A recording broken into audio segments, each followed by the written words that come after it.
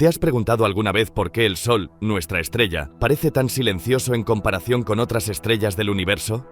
Aunque el Sol es una enorme bola de plasma ardiente y radiación, emitiendo energía a niveles inimaginables, desde nuestra perspectiva es sorprendentemente calmado y constante. ¿Qué secretos esconde esta aparente serenidad? Si no te quedas hasta el final, podrías perderte la fascinante verdad sobre cómo el Sol mantiene esta tranquilidad y lo que esto significa para la vida en la Tierra. Este conocimiento puede cambiar tu perspectiva sobre el universo y nuestro lugar en él. En solo unos minutos, descubrirás los misterios que hacen del Sol una estrella única en su clase. ¿Estás listo para explorar el lado más intrigante de nuestra estrella más cercana? Vamos a desentrañar este enigma juntos.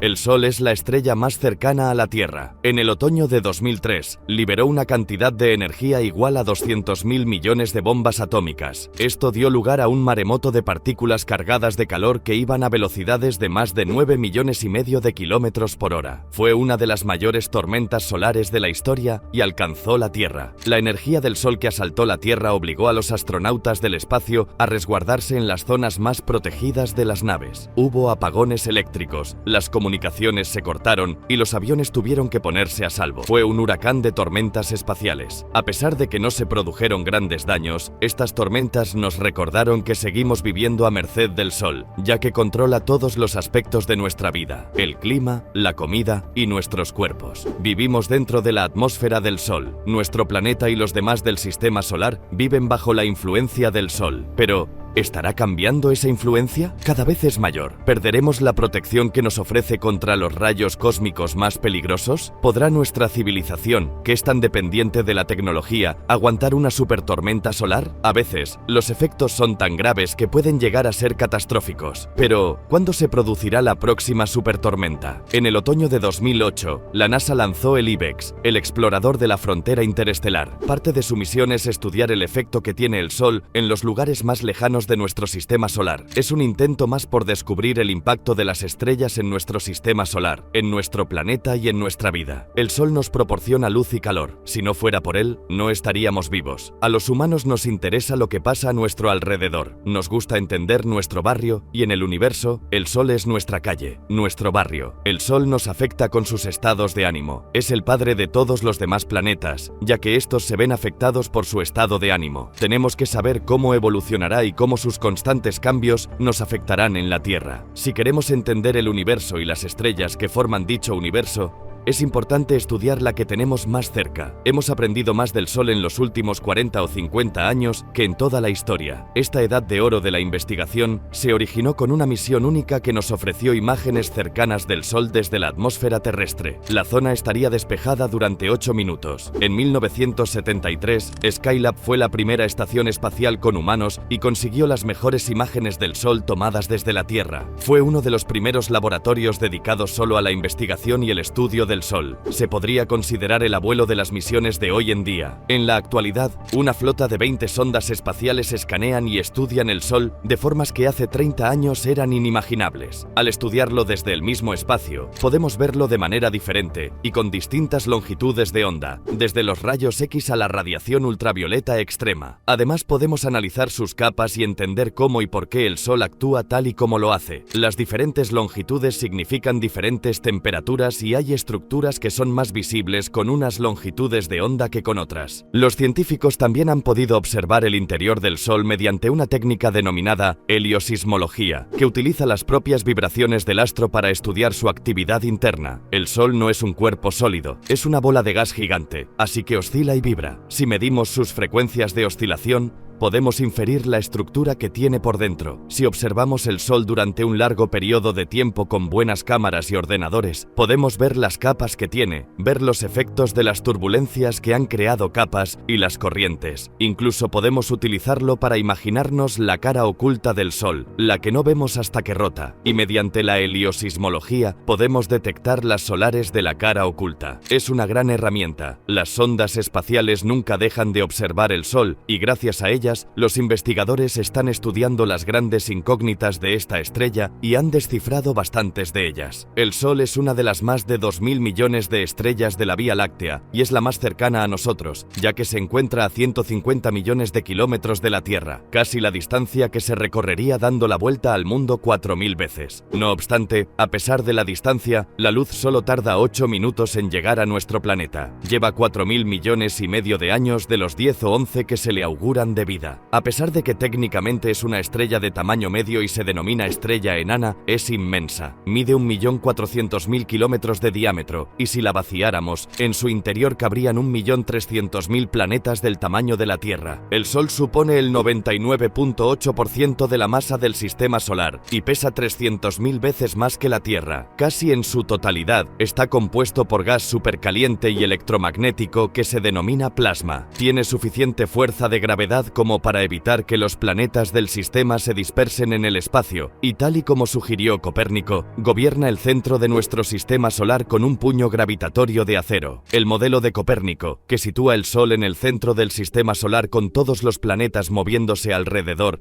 deshaciéndose de la idea de que todo giraba en torno a la Tierra, supuso un gran cambio paradigmático. Con él, el Sol se convirtió en lo más importante de nuestro sistema, y nos hizo ver que teníamos que entender lo que era el Sol. Al igual que todas las demás estrellas del universo, está compuesto del polvo de otras estrellas que vivieron y murieron hace 1.000 millones de años, incluso en la época del Big Bang. Nuestro Sol y nuestro sistema solar son los restos de muchas otras generaciones de estrellas. El Sol que vemos todos los días es la fuente de energía del sistema solar. En el centro llega a alcanzar los 15 millones de grados centígrados y es el motor de todo. En el centro del Sol se produce el proceso de fusión, y ese proceso libera luz y partículas. Por cada segundo de luz del Sol, se libera la misma energía que liberarían 1 millón de bombas atómicas. El Sol afecta todo lo que toca, y para descubrir cómo, los científicos a veces se basan en una importante coincidencia cósmica. La luz del Sol está compuesta por unas partículas que se denominan fotones. Nacen en el centro y se mueven gracias a corrientes de convección a través de las zonas radioactivas y competitivas del Sol. Así es como llegan a las capas externas y volátiles del astro. Las zonas exteriores del Sol están formadas por 3 regiones. La fotosfera o superficie del Sol no se trata de una superficie dura como la de la Tierra. El Sol es todo gas. La temperatura de la fotosfera es de unos 5.500 grados. Por encima de la fina capa de la fotosfera hay otra delgada capa denominada cromosfera, que está un poco más caliente que la fotosfera. Es extraño porque lo lógico es pensar que, cuanto más lejos esté de la fuente de energía del centro, la temperatura caerá. Pero de la fotosfera a la cromosfera la temperatura aumenta, y asciende incluso más al llegar a la tercera capa de la atmósfera, la corona. Después de la cromosfera hay una amplia zona denominada corona, que está a millones de grados. El Sol produce un influjo de energía constante denominado viento solar. Como nunca deja de soplar, reparte energía por todo el sistema solar, y su alcance es de unos 15 trillones de kilómetros, bastante más allá de Plutón. El espacio existente entre los planetas de todo el sistema solar no está vacío, está lleno de partículas y de rayos de luz. Mientras el viento solar se separa del Sol, la gravedad de este mantiene todo a la distancia a la que está. Fijémonos en los cometas. Todos ellos orbitan alrededor del Sol y pueden ser atraídos directamente a la línea de fuego. No hace mucho, los científicos fueron testigos de uno de los peores ataques solares. Una inyección de una zona de la corona arrancó la cola de un cometa. Cuando chocó contra el cometa, le arrancó la cola como si la hubiera cortado con un cuchillo. La cola se cayó, y luego el cometa tardó un tiempo en generar más gas, plasma y polvo para formar una nueva cola. Esto nos demuestra cómo se mueve el viento solar en el sistema y cómo afecta a lo demás. Lo que despide el Sol ha hecho que su estudio sea casi tan difícil como entender su funcionamiento. Sin embargo, los científicos pueden observarlo de cerca gracias a una coincidencia cósmica: los eclipses de Sol totales. El eclipse de Sol total se produce cuando, desde nuestra perspectiva, la Luna se alinea con el Sol y cubre hasta la fotosfera. Es una visión espectacular. Los eclipses solares son preciosos. Todo se oscurece en tan solo unos segundos. Debido a miles de factores juntos, hay tanta oscuridad que, si miras al cielo, se ve una sombra negra que proviene de arriba y se dirige hacia ti a una velocidad de miles de kilómetros por hora. Es impresionante. Durante miles de años, la humanidad ha quedado maravillada por los misterios de los eclipses, pero para los científicos ahora supone una gran oportunidad para observar la capa exterior del Sol. La enigmática corona es una de las zonas más calientes del astro y su energía irradia más allá de los confines del sistema solar. Todo el sistema solar está basado en la corona del Sol, es decir, la atmósfera del Sol baña todos los planetas. Los ingenieros que construyeron el Observatorio Solar y Heliosférico, SOHO, instalaron un eclipse artificial en la sonda espacial. Se denomina coronógrafo y es igual que un eclipse natural, ya que impide que pasen los rayos del Sol para que los científicos puedan intentar responder esta ancestral pregunta: ¿cómo es posible que la corona solar esté tan caliente? La superficie normal del Sol, la fotosfera, está a unos 5.500 grados centígrados y en cambio la corona está a millones de grados. Si te alejas de una estufa, sabes que hará más frío, pero si te alejas de la superficie del Sol, hace más calor. ¿A qué se debe eso? Todo tiene origen en el centro del Sol, donde cada segundo casi 700 millones de toneladas del elemento que más hay en el universo, el hidrógeno, se convierten en helio a través de la fusión nuclear y producen una energía que se convierte a su vez en fotones, o lo que es lo mismo, luz. El centro del Sol está muy caliente, a varias decenas de millones de grados. Allí, la temperatura es tan alta que los protones, los núcleos del hidrógeno, se acoplan, se unen unos a otros, se fusionan y forman helio, y así se libera energía. Lo que sucede es que los fotones pasan por un proceso llamado camino aleatorio y tienen que atravesar la capa del Sol. Son absorbidos y reabsorbidos millones de veces en diferentes fotones a niveles de energía bajos. Este proceso de absorción y reabsorción puede durar unos 150.000 años. Una vez que salen del interior del Sol, los fotones solo están a 8 minutos de la Tierra, pero dejan atrás un mundo en constante movimiento. La superficie solar está en ebullición. La energía fluye desde abajo en espirales de plasma y energía, denominadas bucles coronarios, que recorren el Sol, mientras las zonas más oscuras o manchas solares ocupan cientos de kilómetros, a tan solo 4.000 grados. Dichas manchas son las regiones más frías del Sol y emiten menos luz que las zonas que tienen alrededor. Si cogieras una mancha solar y la colocaras en el cielo, lejos del Sol, sería tan brillante como la luna llena. Las manchas solares aparecen en la superficie y son fáciles de detectar, aunque su origen proviene del interior del Sol y de su compleja rotación. El Sol no rota como un cuerpo sólido. De hecho, rota más rápido por la zona del ecuador que por los polos, y esto da lugar a las manchas solares. El ecuador completa una rotación en 25 días, las latitudes medias la completan en 30 días, y las zonas de los polos en unos 35 días. Este proceso se denomina rotación diferencial, y hace que el interior del Sol se mueva a velocidades diferentes, creando así un intenso magnetismo, es decir, millones de líneas de campo magnético que se entremezclan. El interior del astro se retuerce como una goma elástica. Esto crea presión y hace que floten, así que llegan hasta la superficie y la atraviesan, dando lugar a las manchas solares. Una vez en la superficie, las líneas de campo magnético ya inservibles impiden el paso del plasma caliente que proviene del interior, y aparecen así las manchas solares. Y cuando esas manchas empiezan a retorcerse,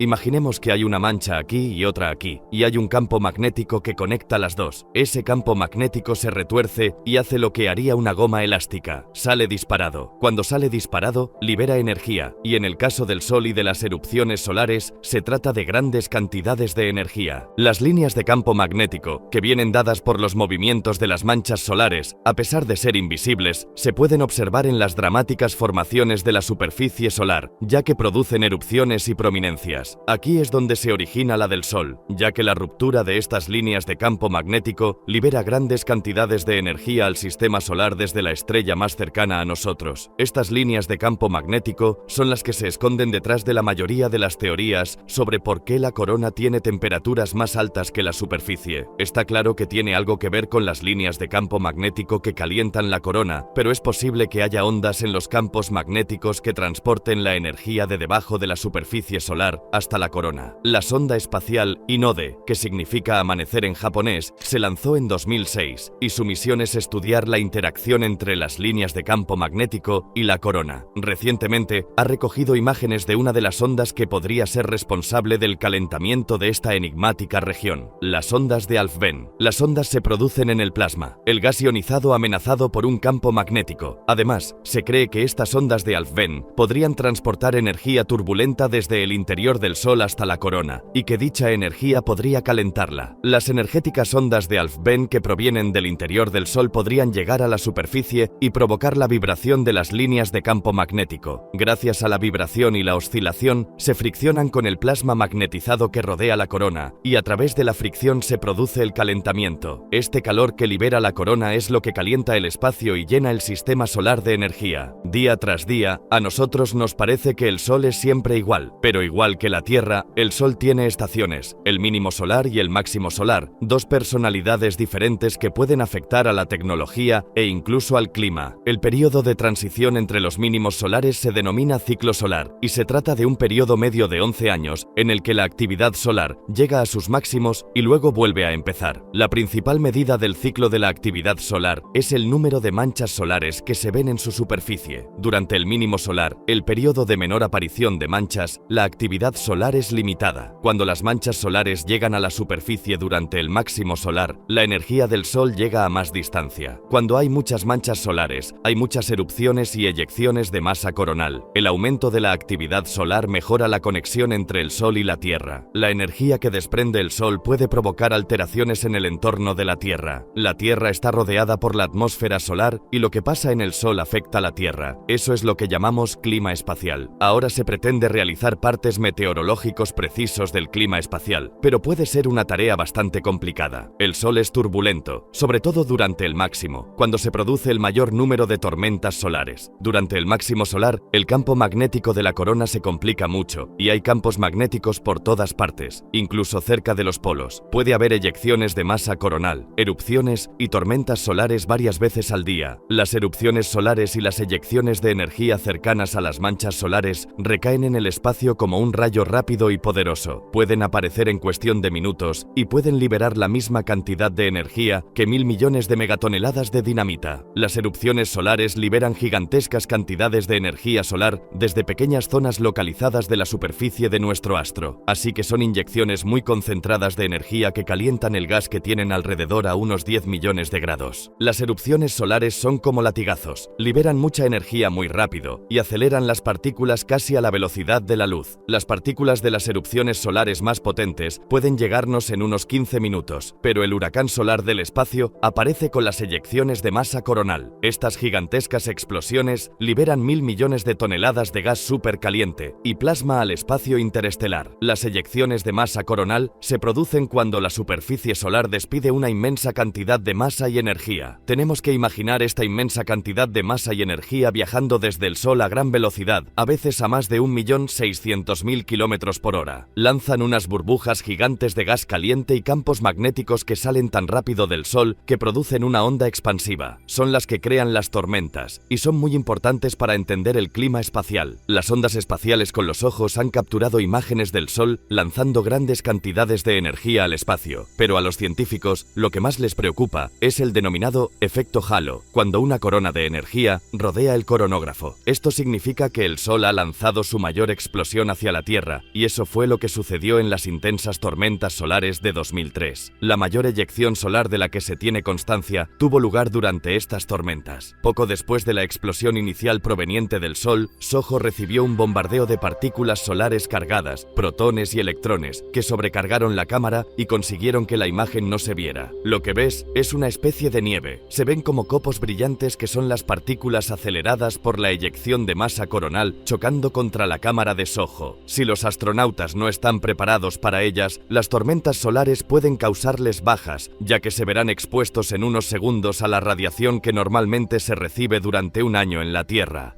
Si vamos a enviar astronautas a la Luna y a Marte, es importante poder determinar cuándo se producirán estas eyecciones de masa coronal y estas tormentas. Las partículas cargadas de las eyecciones son peligrosas, contienen demasiada radiación para un astronauta. El Sol, los astronautas y los satélites no son las únicas víctimas potenciales de las tormentas solares. Las partículas que se dirijan a la Tierra podrían interferir en nuestros campos magnéticos, provocando el caos. Cuando este material entra en contacto con el campo magnético de la Tierra, hace que suene casi como una campana. Cuando tienes un campo magnético y este se mueve, según la física, se crean corrientes. Así que se producirían corrientes eléctricas en la zona exterior de la atmósfera terrestre, y estas corrientes podrían causar todo tipo de inconvenientes. Las corrientes supondrían un problema para los satélites que orbiten alrededor de la Tierra, trastocarían los sistemas de posicionamiento global e interferirían en las comunicaciones, produciendo cortes de radio y acabando con los sistemas de telefonía móvil. Las eyecciones de masa coronal podrían enviar tantas partículas cargadas a la Tierra que algunas conseguirían entrar en el campo magnético de la Tierra y llegarían a las centrales eléctricas, conduciendo a avalanchas de electrones, apagones y cortocircuitos.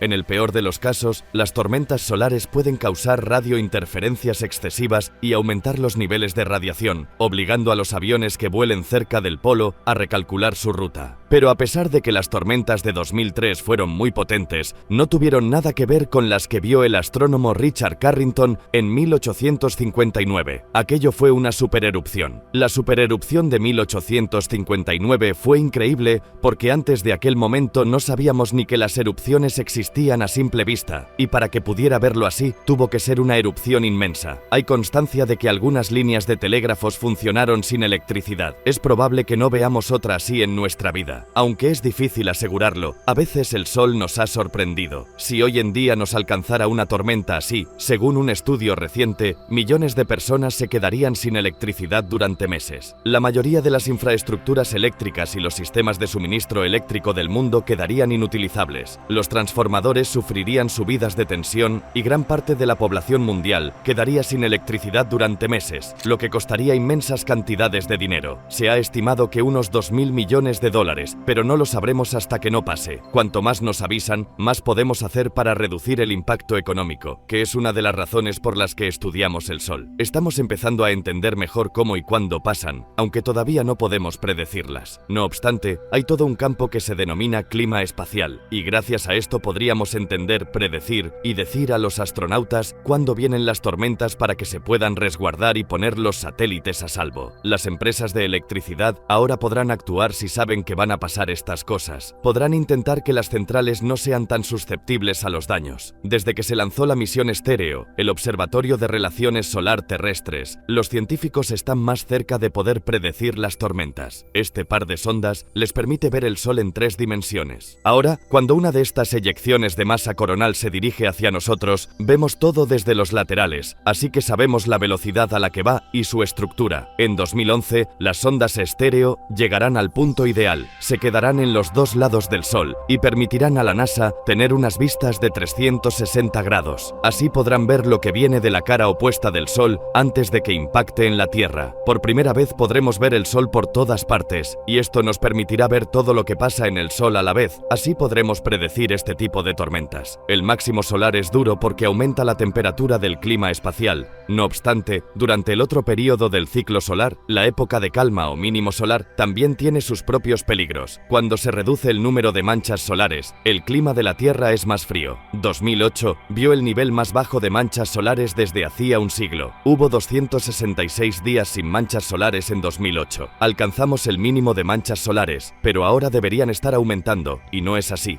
Esto puede significar que este periodo de pocas manchas solares será más prolongado. Según los científicos, los anteriores periodos en los que se han alcanzado mínimos de manchas solares han hecho descender la temperatura de la Tierra. De vez en cuando, el ciclo de la actividad de las manchas solares parece desaparecer o atenuarse. Esto ya sucedió entre 1650 y 1700. Solo tenemos constancia de unas 50 manchas, cuando normalmente en el mismo periodo de tiempo había decenas de miles. En ese periodo, disminuyeron muchísimo las manchas solares. Se denominó periodo de Maunder. El Sol estaba muy tranquilo y eso vino acompañado de temperaturas más bajas de lo normal en la Tierra. En Europa se produjo una mini edad de hielo durante esas décadas. Gracias a la atmósfera del Sol que la envuelve, la Tierra está a salvo de los mortales rayos cósmicos. A pesar de que el poder del Sol nos protege, también puede dañarnos. La vida en la Tierra es posible tan cerca del Sol gracias en parte a la capa de ozono. Pero, ¿qué pasaría si nos quedáramos sin ella? Si la Tierra perdiese gran parte de la capa de ozono, la radiación ultravioleta del Sol Sol penetraría a través de la atmósfera y llegaría a la superficie de la Tierra. Las enormes cantidades de rayos ultravioletas del Sol eliminarían rápidamente los elementos más básicos de la cadena alimenticia. Nos quedaríamos sin plantas y luego sin animales. Si nos llegasen grandes cantidades de luz ultravioleta, la vida en la Tierra desaparecería. ¿Y qué podría conseguir que la capa de ozono desapareciera? Algo de lo que supuestamente nos protege el Sol: los brotes de rayos gamma. Los brotes de rayos gamma son intensos y rápidos flashes de la radiación más potente que se conoce. Los rayos gamma, los fenómenos más potentes del universo, liberan en segundos la misma cantidad de energía que emitirá el Sol en toda su vida. Ocurren cuando mueren estrellas gigantes o cuando colisionan. Se pueden originar gracias a cualquier proceso extremo, como puede ser el choque de una estrella gigante contra un agujero negro. Se producen en algún lugar del cielo, se da uno al día y vienen de muy, muy lejos. La mayoría están a miles de millones de años luz de distancia, pero solo a 8000 años luz, en la constelación de Sagitario, con un movimiento en espiral, aguarda una bomba potencial. WLR 104. Son dos estrellas bailando una danza cósmica. Completan su rotación una vez cada 8 meses, y una de ellas está a punto de convertirse en supernova y emitir un brote de rayos gamma. Una de estas dos estrellas podría dar lugar a un brote de rayos gamma en cualquier momento, y sus rayos podrían llegar a la Tierra. Si los rayos cargados de energía del brote de rayos gamma se dirigieran directamente a la Tierra, podrían suponer un grave peligro. La radiación del brote de rayos gamma sería muy intensa, aunque corta, porque duraría entre 10 y 20 segundos, pero desencadenaría una serie de fenómenos que acabarían con el 50% o más de la capa de ozono. Los científicos han especulado con que un brote de rayos gamma fue el causante de la extinción de vida en la Tierra hace millones de años. En aquella época solo existía vida en el mar, y a pesar de que la vida marina se daba en las profundidades del océano y no se vio afectada directamente por la radiación ultravioleta, el plancton y la vida cercana a la superficie murieron, y eso afectó a la cadena alimenticia. La amenaza es aún mayor debido a algo que los científicos han observado durante las últimas décadas: una disminución del 20% en la potencia de los vientos solares. El viento solar es la emisión constante de partículas provenientes del Sol, liberando en el espacio los campos magnéticos que hay en la corona solar. Existe incluso cuando no hay eyecciones de masa coronal ni erupciones solares. El viento solar continúa soplando más allá de Plutón y forma una especie de burbuja en el espacio interestelar. Es una burbuja protectora, porque los campos magnéticos nos protegen de las partículas cargadas que vienen de fuera. Normalmente, los vientos solares soplan en todas direcciones a velocidades de 1.600.000 km por hora, y así reparten el invisible campo magnético del Sol. Además, forman una barrera contra intrusiones intergalácticas para el sistema solar: la heliosfera. La heliosfera es la frontera donde los vientos solares chocan con el espacio interestelar, así que es la capa que cubre todo lo que rodea al Sol y al sistema solar, y protege al planeta Tierra de los vientos interestelares. Recientemente, los científicos han descubierto que la heliosfera se está encogiendo y debilitándose. Se sabe que la presión del viento solar ha disminuido en los últimos 25 años. De hecho, la heliosfera, la zona donde la presión del viento solar se termina, se ha encogido. Una heliosfera más débil aumenta las posibilidades de que la Tierra se vea expuesta al peligro y a los ataques de materiales cósmicos intergalácticos. Si hay menos vientos solares, la heliosfera disminuirá y será más fácil que los rayos cósmicos entren en el sistema solar. De hecho, el número de electrones cargados de energía, una pequeña pero importante característica de los rayos cósmicos que hay alrededor de la Tierra, ha aumentado en un 20%.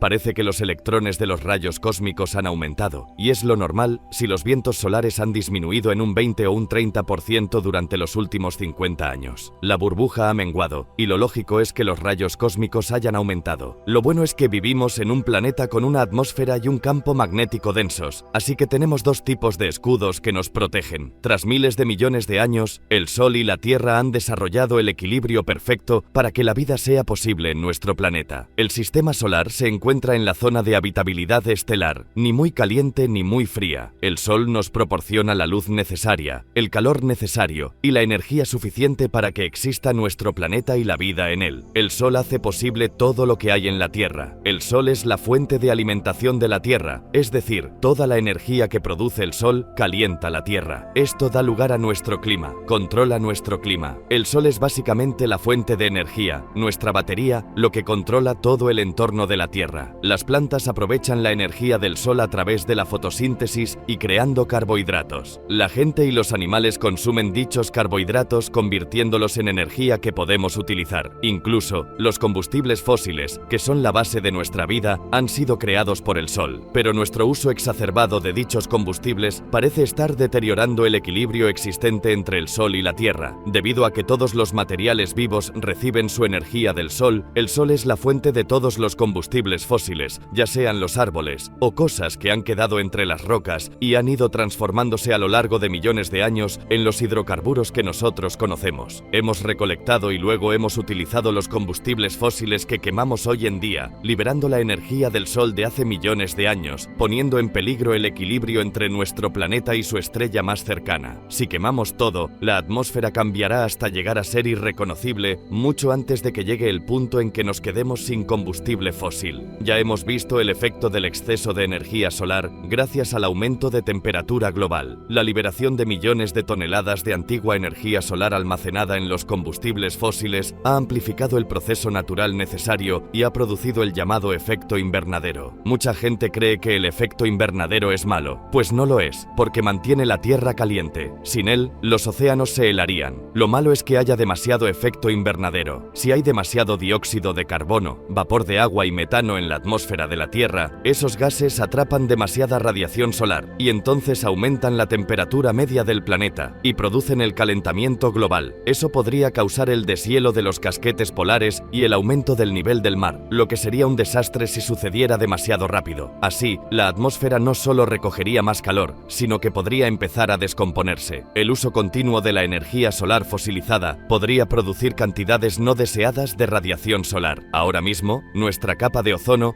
evita el paso de la mayoría de los rayos ultravioletas del sol y permite que llegue la luz suficiente que nos aporta lo necesario para vivir. Cuando la luz del sol interactúa con nuestra piel, produce vitamina D, que es muy útil. La vitamina D nos protege de un gran número de enfermedades, incluidas las enfermedades de corazón y la osteoporosis. Pero aquí también se produce un desequilibrio. Demasiado sol puede alterar nuestro ADN y provocar cáncer de piel. Para mantener el equilibrio entre el sol y la tierra que permite la existencia de la vida, habría que reducir el uso de la antigua energía solar y aumentar el de la energía que libera el sol a diario. En definitiva, el sol libera 86.000 millones de megavatios de energía. Es decir, nuestro astro libera en 15 minutos toda la energía que se consume en la Tierra durante un año. Por ello, la explotación de esta fuente de energía ha sido el objetivo de los científicos durante años. El tamaño de este satélite solar no tiene precedentes. Se trata de una infraestructura de entre 55 y 65 kilómetros cuadrados, cubierta con células solares que capturan la energía del astro durante las 24 horas del día y la envían a la Tierra. La NASA todavía no ha conseguido algo de esta escala, pero su trabajo en lo que respecta a la tecnología solar en el espacio ha mejorado la tecnología del planeta. Las células solares forman parte de un tipo de tecnología que ha llegado a la Tierra desde el espacio. Cuando empezamos a trabajar en los programas Apolo, Mercury y Géminis, necesitábamos centrales eléctricas en el espacio, así que las células solares fueron una fuente natural de electricidad. En la actualidad, existen dos formas de aprovechar la energía solar: la energía solar térmica, que convierte la energía del sol en calor, la concentra y con ella mueve turbinas, y las placas solares, que utilizan una tecnología basada en el silicio que convierte su energía en electricidad.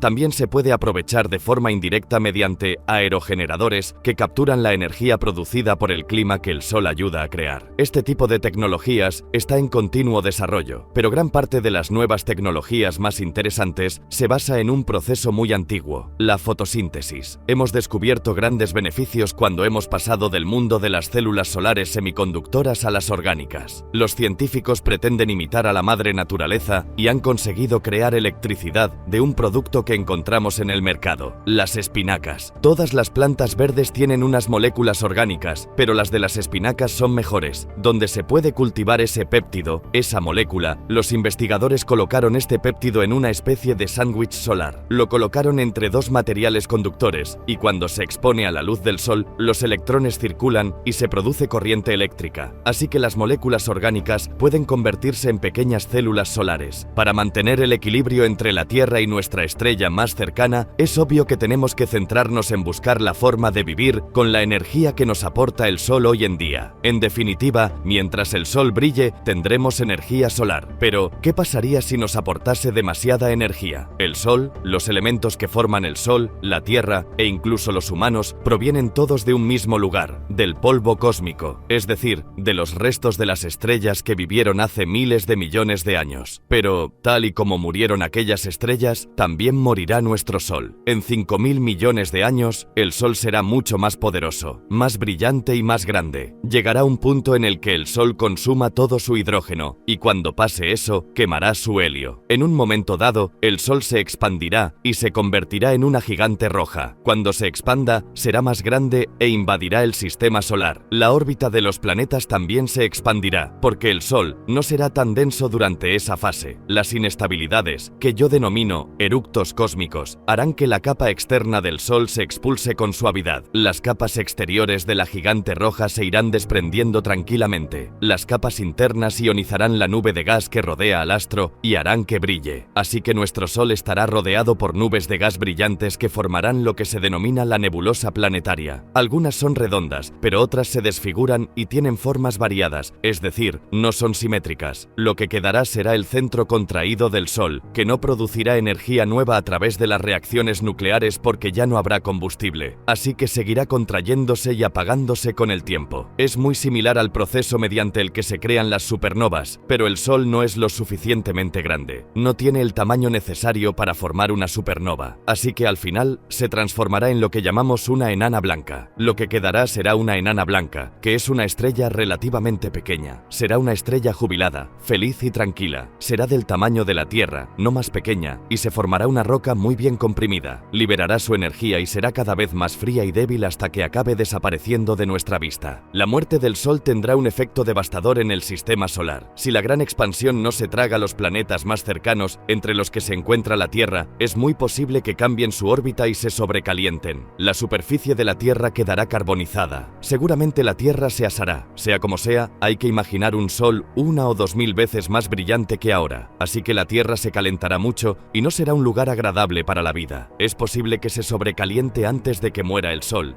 porque el Sol se calentará antes de convertirse en gigante roja y hacerse más grande que la órbita de la Tierra. Se calentará en algún momento, y en la Tierra hará tanto calor que el agua hervirá, los mares se evaporarán y la vida tal y como la conocemos dejará de existir. Si quedase cualquier cosa en la Tierra, el Sol se encogería hasta convertirse en una enana blanca, y entonces la Tierra se congelaría en vez de calentarse. No será un sitio apto para la vida. Esto sucederá dentro de miles y miles de millones de años. Solo hace unos 50 años que tenemos cohetes y satélites en el espacio, y hablamos de miles de millones de años. Así que, como mínimo, habremos viajado por el sistema solar y habremos visto sitios donde la temperatura sea como la de la Tierra ahora, o incluso habremos llegado a sitios que estén más allá del sistema solar. Con lo cual, yo no me preocuparía por lo que le va a pasar al Sol en 5.000 millones de años. El Sol nos dio la vida y es posible que nos la quite. A pesar de que la Tierra morirá, de alguna forma lo que hay en ella podrá seguir viviendo. El polvo cósmico que dio la vida a la Tierra y a sus moradores, algún día podrá convertirse en el polvo de estrellas que origina una nueva generación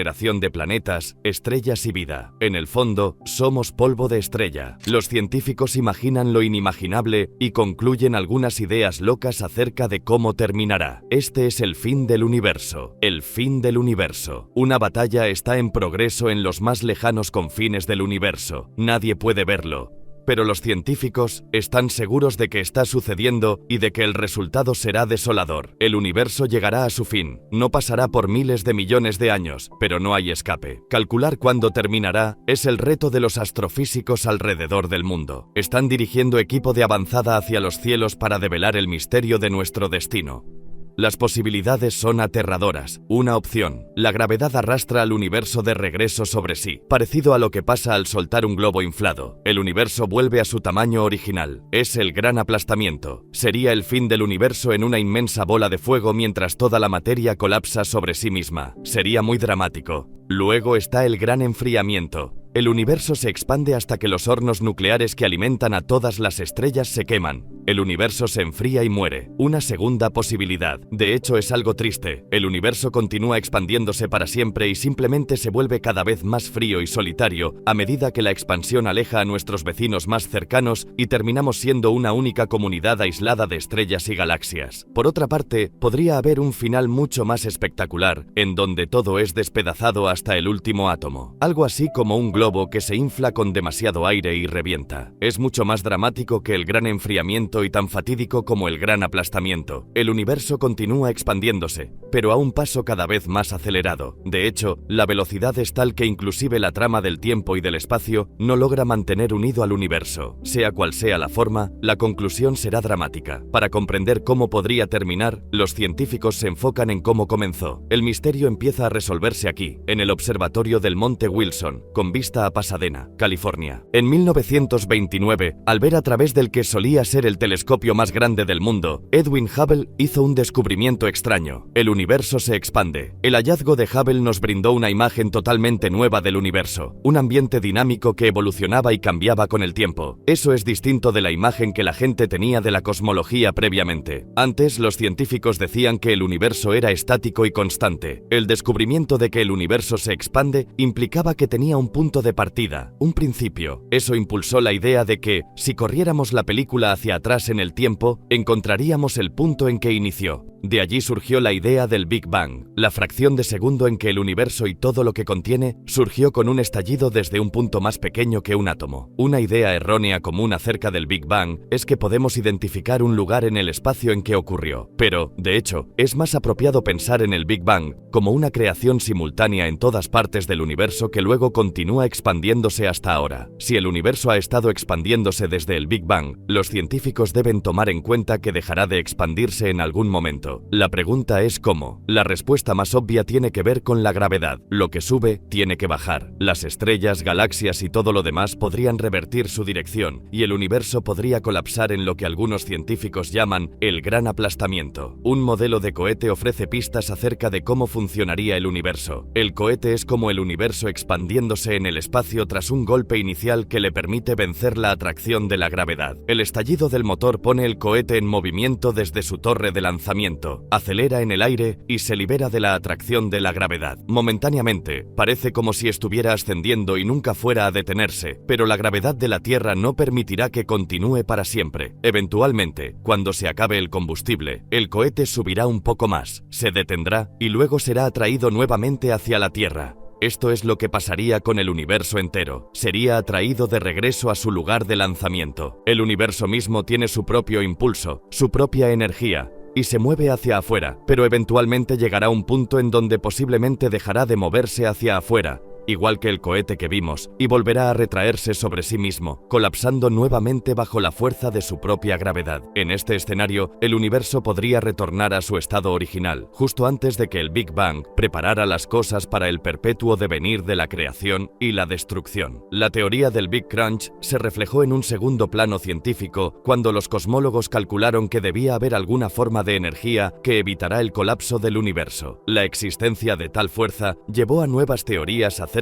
de la composición del universo y de cómo podría terminar. La evidencia de cómo podría desarrollarse se encuentra en uno de los fenómenos más poderosos y misteriosos del cosmos, los agujeros negros. Predecir cómo terminará el universo implica algunas de las tecnologías más avanzadas conocidas por el hombre. En un lejano volcán en la isla de Hawái, astrónomos monitorean una batalla en el espacio que moldea el destino del universo. A una elevación de casi 4.300 metros, los telescopios acercan a astrónomos de todo el mundo al espacio para tener una visión más clara del cosmos. Vienen aquí porque los telescopios funcionan mejor lejos de las luces de la ciudad y a la mayor altura posible sobre el contaminado aire de la Tierra. Las condiciones severas hacen difícil trabajar aquí, pero para los científicos en búsqueda de los grandes misterios del universo, es un paraíso. Es una ubicación extraordinaria, pero el aire es muy delgado y es extremadamente difícil trabajar aquí. Sin embargo, estos telescopios son asombrosamente poderosos. Somos astrónomos ambiciosos, poderosos. No solo buscamos objetos fáciles, intentamos arduamente ver los objetos más tenues para poder comprender los extremos del universo, los objetos más distantes que nos hablan de cuando el universo era muy joven. Aquí, astrónomos como Richard Ellis trabajan en un problema que consume todo el tiempo de los cosmólogos desde Edwin Hubble. Saben que el universo se expande, pero no saben qué tan rápido. Será difícil predecir exactamente cómo terminará el universo hasta que resuelvan este misterio. La respuesta se encuentra en el pasado. Un astrónomo como yo usa un telescopio terrestre como una máquina del tiempo. Vemos hacia atrás en el tiempo para estudiar galaxias distantes tal como eran hace mucho, mucho tiempo. Científicos como él enfocan sus telescopios en la luz del pasado y ven cosas que validan teorías largamente establecidas acerca del cosmos, observando objetos que la tecnología ha logrado ver solo en tiempos recientes. Lo que los astrónomos encontraron es que una de las predicciones de Einstein en particular podría ser responsable por el aplastante fin del cosmos. Él dijo que debía haber más masa en el universo de la que podemos ver. Predijo que habría manchas de supergravedad invisible de las que ni siquiera la luz podría escaparse. Una de las galaxias distantes que los astrónomos encontraron reveló una fuente poderosa de rayos X emanando de algo que no podían ver. Era la constelación del Cisne y no emitía luz, pero había algo allí. Lo que fuera que emitía esos rayos X tenía una masa de alrededor de 7 veces la del Sol. No existía un nombre para ello, así que lo llamaron agujero negro. Los agujeros negros brindan a los científicos una analogía de cómo funciona la teoría del Big Crunch. Cuando ciertas estrellas se quedan sin combustible, colapsan sobre sí mismas en una masa más pequeña y mucho más densa que atrae más y más materia. Justo como el dicho, la atracción gravitacional es tan poderosa que cualquier cosa que caiga cerca de un agujero negro será atrapada para siempre. Ni siquiera la luz puede escapar. Es un concepto alucinante que algo invisible sea detectable y ofrezca una visión de nuestro destino final. Esta lona negra representa el espacio. El espacio es relativamente plano, pero cuando pones este enorme objeto en el espacio, lo deforma. Este es un centavo y mira cómo viene en una órbita circular realmente bella. Básicamente, el agujero negro lo atrapó en una órbita alrededor de sí mismo, y esa órbita se vuelve muy circular a medida que se acerca más y más. Eventualmente el centavo desaparecerá y entrará al agujero negro. Una cosa que puedes decir es, ¿qué pasaría si nuestro universo eventualmente colapsara sobre sí mismo? ¿Qué pasaría si eventualmente toda la materia del universo fuera suficiente para pausar la gravedad y colapsar en un gran agujero negro? Entonces al final tendrías una gran singularidad. Así que ese es uno de los posibles futuros del universo. Que podríamos terminar en una singularidad. Venimos de una, podríamos terminar en una. Esa es una forma de verlo en una vasta escala macroscópica, y la física que rige los agujeros negros es similar a la que inició el universo. Podría ser que los agujeros negros existan en regiones aisladas a lo largo del cosmos. La atracción gravitacional de un agujero negro es la versión a escala de la fuerza que podría causar el colapso del universo. Esa fuerza es la materia oscura, y la materia oscura es lo que los científicos suelen llamar pegamento cósmico. Hagamos un poco de cosmología. La materia oscura atrae a otros objetos. Mientras su atracción gravitacional es una fuerza positiva, la energía oscura realmente no entendemos qué es, pero es un efecto de repulsión negativo que aleja a las galaxias unas de otras. El remolino en la demostración de Ellis representa la fuerza gravitacional de la materia oscura. El colorante verde que sale de la jeringa muestra cómo la sustancia del universo colapsa bajo la fuerza de la materia oscura. La presencia de materia oscura actúa como un foco para el gas del universo, uniendo estructuras. Así es como se desarrolló la Vía Láctea. Mientras el universo se expandía, cosas pequeñas se fundían en cosas grandes, la fuerza positiva constructiva de la gravedad. Ahora, si esta fuera la única fuerza en el universo y el universo dejara de expandirse en algún momento en el futuro, eventualmente la gravedad detendría la expansión y retraería todo nuevamente. Esta materia oscura es responsable de la producción de galaxias en un lapso de tiempo finito. Si tuviéramos que depender de la gravedad de la materia atómica para producir galaxias, no estaríamos en ningún lugar. No existiríamos hoy, capaces de hacer estas preguntas, porque no hay suficiente tiempo para que la gravedad condensara la materia atómica que sabemos existe en el cosmos. Así que la materia oscura debe existir para ayudar a este proceso y acelerarlo. Sin embargo, el universo continúa expandiéndose y no da ninguna señal de colapsar. Esto sugiere que la fuerza opuesta de la energía oscura podría ser más fuerte que la materia oscura, pero se necesitará el trabajo detectivesco de los científicos para averiguarlo. Buscan pistas en una de las fuerzas más violentas del universo. Estudiamos las estrellas que explotan para intentar comprender si pueden darnos la velocidad a la cual se expande el universo.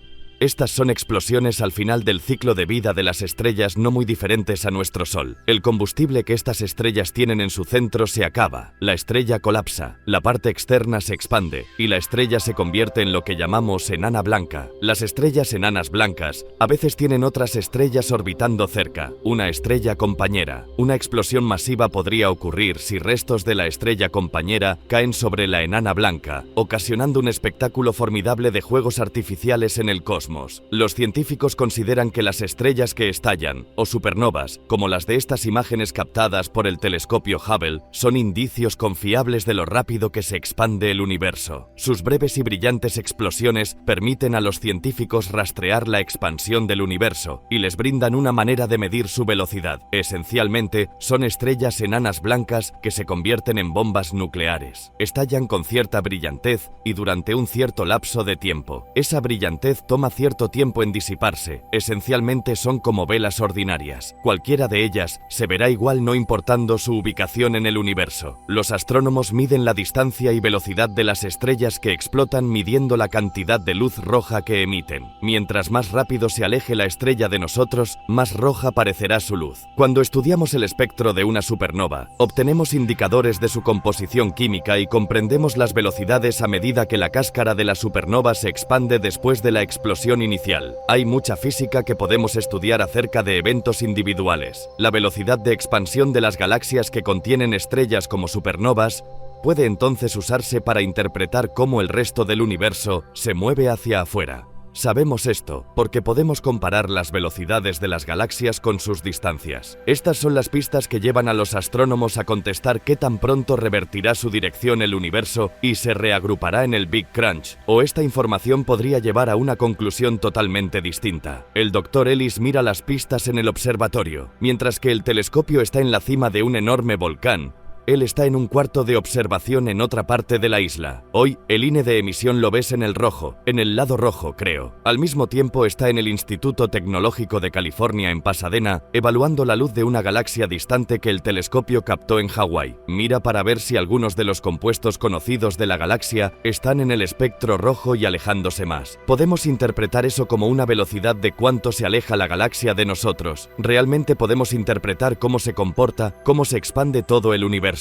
Interpretar el desplazamiento rojo es la piedra angular de la búsqueda para averiguar el destino del universo. Ha sido solo recientemente que se pueden obtener imágenes más claras del universo, que llevaron a los cosmólogos a concluir que el desplazamiento rojo de las galaxias distantes es mayor de lo que se predijera anteriormente. Esto es asombroso. El universo no solo se expande, sino que se acelera. Nada en el cosmos observable explica un universo que se acelera. Sin embargo, los datos parecen irrefutables. Esto debe significar que una fuerza invisible trabaja en contra de la gravedad. Los cosmólogos idearon un nombre: energía oscura. Cuando el universo era joven, la gravedad era la fuerza más dominante. Lo que vemos aquí son galaxias como partículas de la superficie del agua, unidas por la gravedad. Y en algún momento, hace unos 7.000 millones de años, la energía oscura y la gravedad estaban bastante equilibradas. Pero el universo continuó expandiéndose y la densidad disminuyó. Así que la energía oscura empezó a dominar. Y he aquí, ahora el universo empieza a acelerarse. Así que la energía oscura es la propiedad dominante del espacio ahora. El universo inició con cierta cantidad de energía, y sabemos que, a medida que se expande, también se mueve hacia afuera con el tiempo. También sabemos que la expansión del universo se acelera. Lo que no sabemos es si esa aceleración aflojará el paso o no. Estamos intentando comprender eso. Para comprender lo que pasará con el destino del universo, debemos saber cuánta energía existe. ¿Cuánta materia existe? La historia del universo realmente es una batalla entre la materia oscura y la energía oscura. Ambas fuerzas son opuestas, así que tanto la historia del universo como su destino final son en realidad la competencia entre ambas fuerzas. La teoría del Big Crunch fue el resultado de la interpretación de los científicos de que la materia oscura es la fuerza dominante, pero los astrónomos ahora sospechan que la energía oscura podría ser mucho más fuerte. De ser así, el fin podría ser dramático y violento. Destroza sistemas solares, destroza estrellas y eventualmente se vuelve tan fuerte que destroza la materia misma, rompe vínculos, separa átomos y reduce todo a partículas fundamentales. Y eso es el fin del universo, la batalla entre la materia oscura, la fuerza que mantiene unido al universo,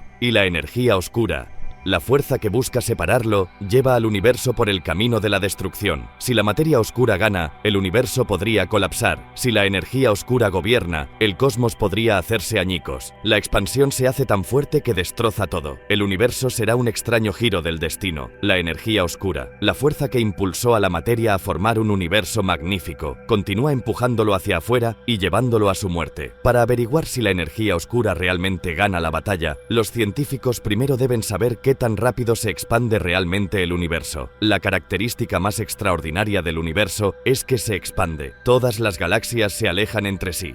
Podemos ilustrarlo con este globo.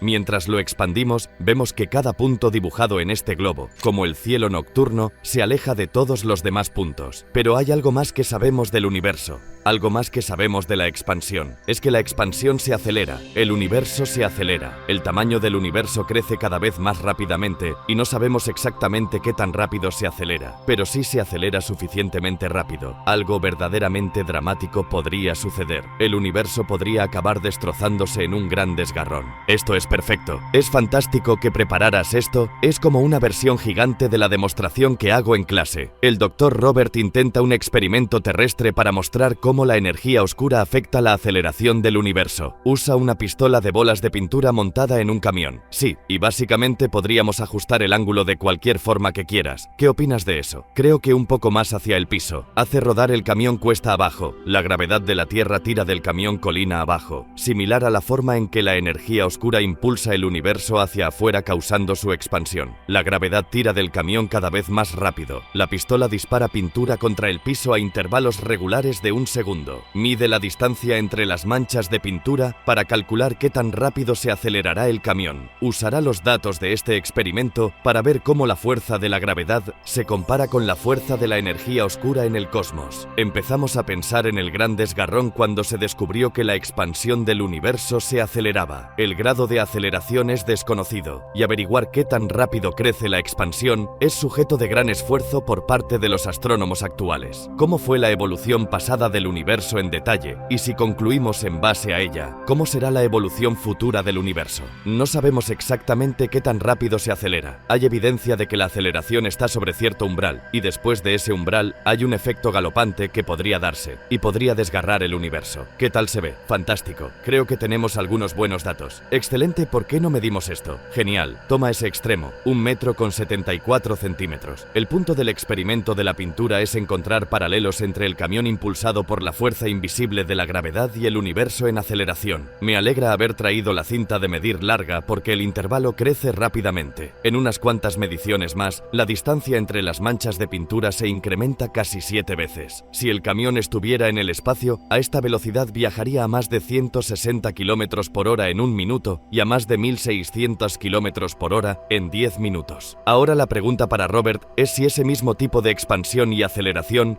ocurren a escala cósmica. Aquí están los datos que tomamos con Eric, la distancia acumulada que viajó el carro como una función del tiempo, y es bellísima. Es una hermosa forma de parábola.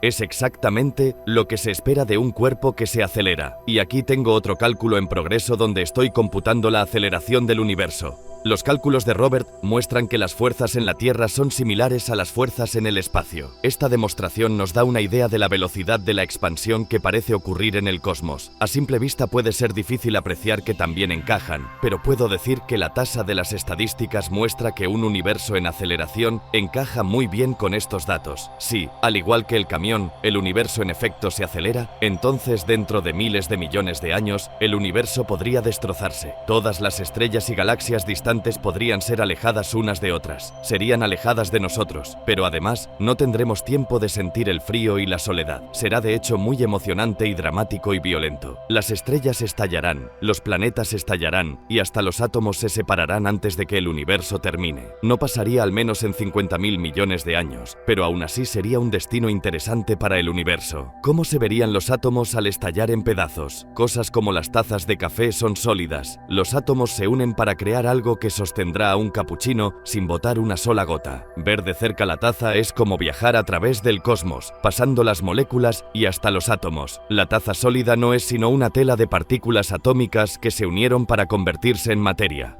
Si estas partículas se separan, los vínculos que mantienen unida a la taza dejarían de funcionar. Los átomos ya no soportarían a las moléculas. Las conexiones entre las partículas minúsculas se disuelven. La materia que forma esa taza deja de existir, se desintegra, se evapora. Este es el final dramático que prevé para el universo. Lo que verías si estuvieras parado en la Tierra o en algún otro planeta que aún existiera en ese momento sería algo que parece un muro de oscuridad acercándose a ti. Y a medida que ese muro de oscuridad se acerca, las estrellas se apagarían, las galaxias se apagarían y eventualmente la oscuridad rodearía el planeta. En poco tiempo, los átomos mismos se harían añicos y sería todo. Simplemente el muro de oscuridad se reduce a un punto, y ese es el fin del universo. De acuerdo a Robert, ese momento aún está a miles de millones de años en el futuro, lo que le deja muchísimo tiempo para su investigación. En cierta forma, es como una historia de detectives. Intentamos averiguar quién es el culpable responsable por la aceleración cósmica. Creemos que conocemos su nombre, lo llamamos energía oscura, pero no sabemos cómo opera, no sabemos exactamente cómo funciona, y lo que necesitamos es más información acerca de la física detrás de la energía oscura. Queremos saber exactamente de qué está hecha y, al contestar estas preguntas, podremos averiguar exactamente cuál es el destino del universo. El Gran Desgarrón es una teoría flotando justo sobre la atmósfera de la Tierra y mirando hacia la profundidad del espacio. El telescopio brinda pistas a los científicos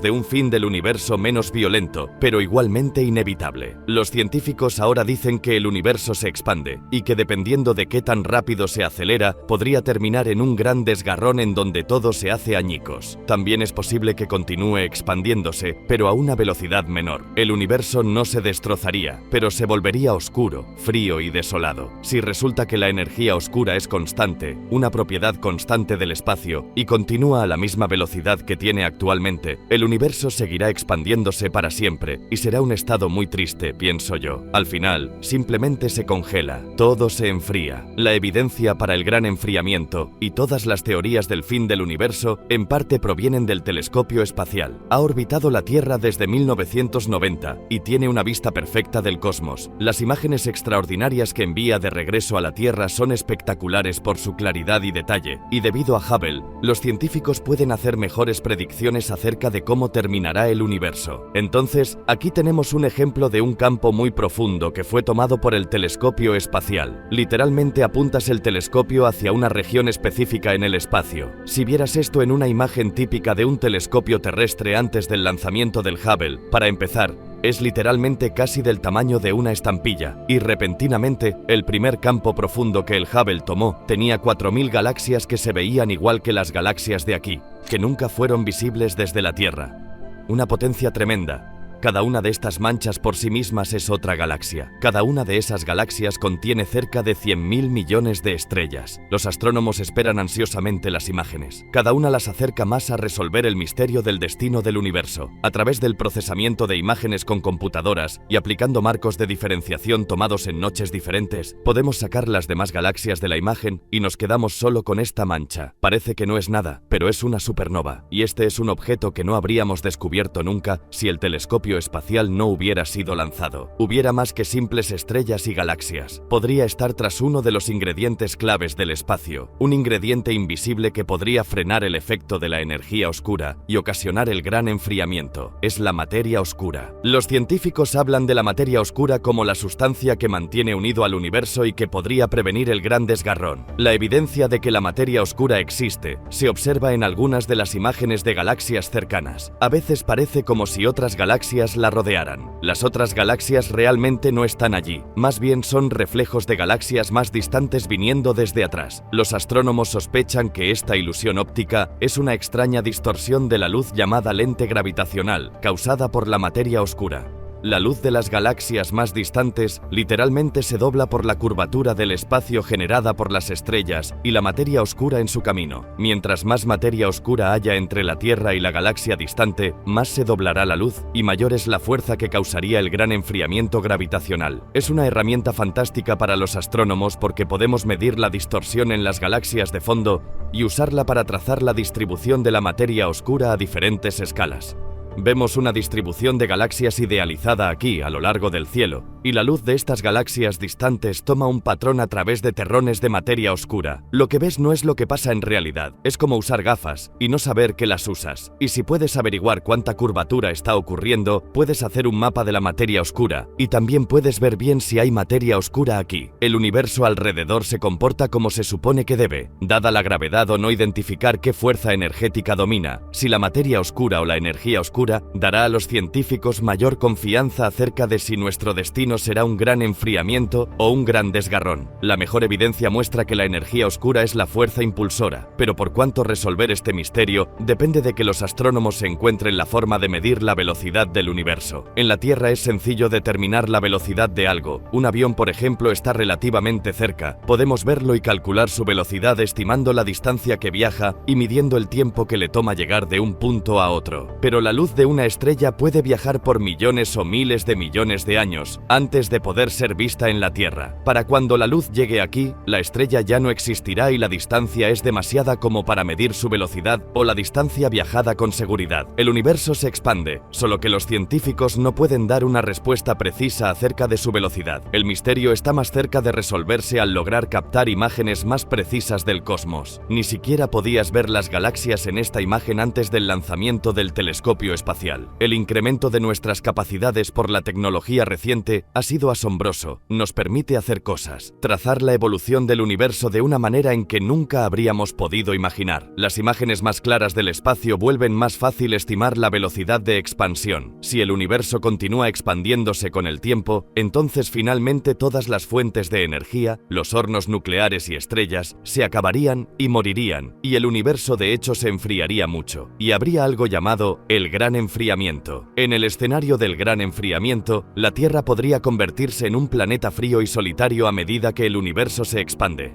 Las distancias entre las estrellas se hacen tan enormes que prácticamente desaparecen de la vista. Con el tiempo se apagan y eventualmente todo el universo termina congelado. Estas son las ideas que surgieron del trabajo de Einstein, solo que ninguno de ellos vivió lo suficiente como para ver estos resultados. Imagina lo que Edwin y Albert Einstein pensarían si estuvieran vivos hoy en día, viendo cómo progresa el tema, pensando en la expansión del universo como una solución natural de sus ecuaciones, pero intrigado porque el universo no parece estar cambiando, desesperado por medir si la expansión del universo se hace más lenta. De hecho, tú sabes, ambos se equivocaron. Se acelera. Cuando Einstein desarrolló la teoría general, no sabíamos que había otras galaxias fuera de nuestra propia Vía Láctea y no sabíamos que el universo se expandía. El mismo Einstein, a pesar de que sus ecuaciones gritaban que el universo debía estar evolucionando, no tenía suficiente confianza en el resultado como para decir el universo debe estarse expandiendo o el universo debe estarse contrayendo. Aún así, su trabajo condujo a avances científicos que identificarían la materia oscura y la energía oscura, las fuerzas que podrían ocasionar el gran enfriamiento. Esta esfera demuestra los principios que apoyan el gran enfriamiento. Las canicas que salen de esta esfera son como estrellas que se formaron después del Big Bang.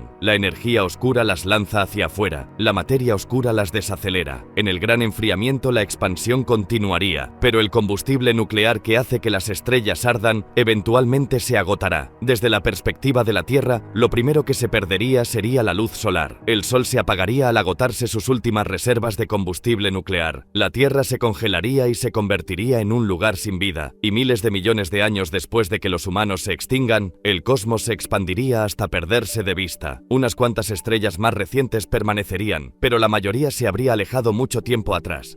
La caldera que alimenta al universo se apaga. El oscurecido universo continúa expandiéndose, un vestigio congelado y desolado de su otrora vibrante existencia. Eventualmente, si esto continúa sin que nada cambie en la composición de esta densidad energética, el universo seguirá expandiéndose para siempre. Se hace más y más frío y eventualmente, incluso las galaxias vecinas se alejarían de nosotros tan rápidamente que no podríamos verlas. El universo se volverá frío, oscuro y será un lugar muy solitario. Los astrónomos tienen mucho que aprender respecto a la influencia de la energía oscura y la materia oscura, y mucha de la información más reciente viene de esta sonda en el espacio profundo. Envía información que ayuda a los científicos a interpretar la historia y el destino del universo. El cielo nocturno aparentemente es un lugar pacífico y silencioso, pero en realidad hay fuerzas que lo llevan hacia su fin. La ciencia lleva a los astrónomos más cerca de descifrar los grandes misterios del universo, incluyendo su destino final. La solución del enigma del universo podría ocultarse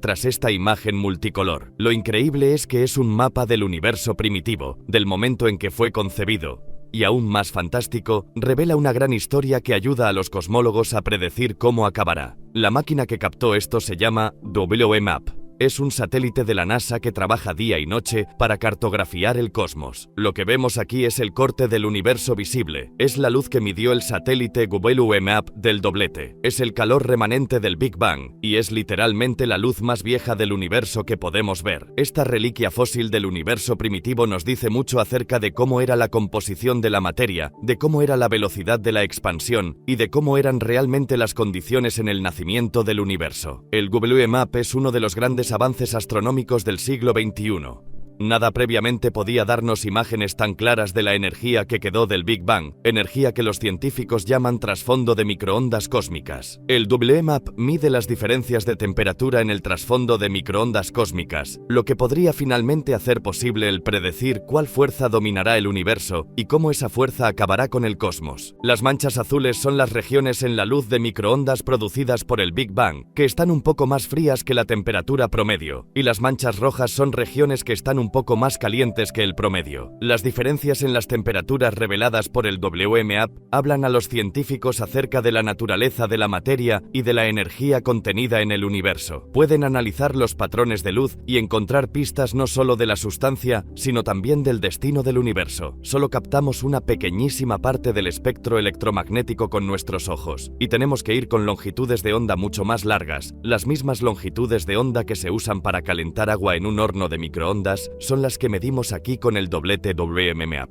El WMAP es tan preciso que puede detectar diferencias de temperaturas de tan solo 1 milésimo de grado. Esta sensibilidad ayuda a los científicos a calcular la relación entre materia oscura y energía oscura, las fuerzas que determinarán cómo terminará el universo. Organizamos todas esas diferentes medidas y creamos un mapa de cómo lucen las variaciones, y al subir el contraste, básicamente podemos quitar este brillo uniforme del Big Bang y buscar variaciones. No parece gran cosa hasta el contraste, entonces la imagen del WMAP cobra vida. Ver las imágenes del WMAP es esencialmente viajar atrás en el tiempo y en el espacio para obtener algunas ideas nuevas respecto al destino del universo. Alejándonos de la sonda y siguiendo el camino de la luz que recolecta, pasamos Marte, Júpiter y Saturno, cuya luz reflejada tarda más de 1 hora para llegar a la Tierra. Luego, dejando la Vía Láctea, pasamos Andrómeda, la siguiente galaxia más cercana, cuya luz tarda 2.3 millones de años para alcanzarnos, lo que significa que viajamos 2.3 millones de años atrás en el tiempo. Y finalmente,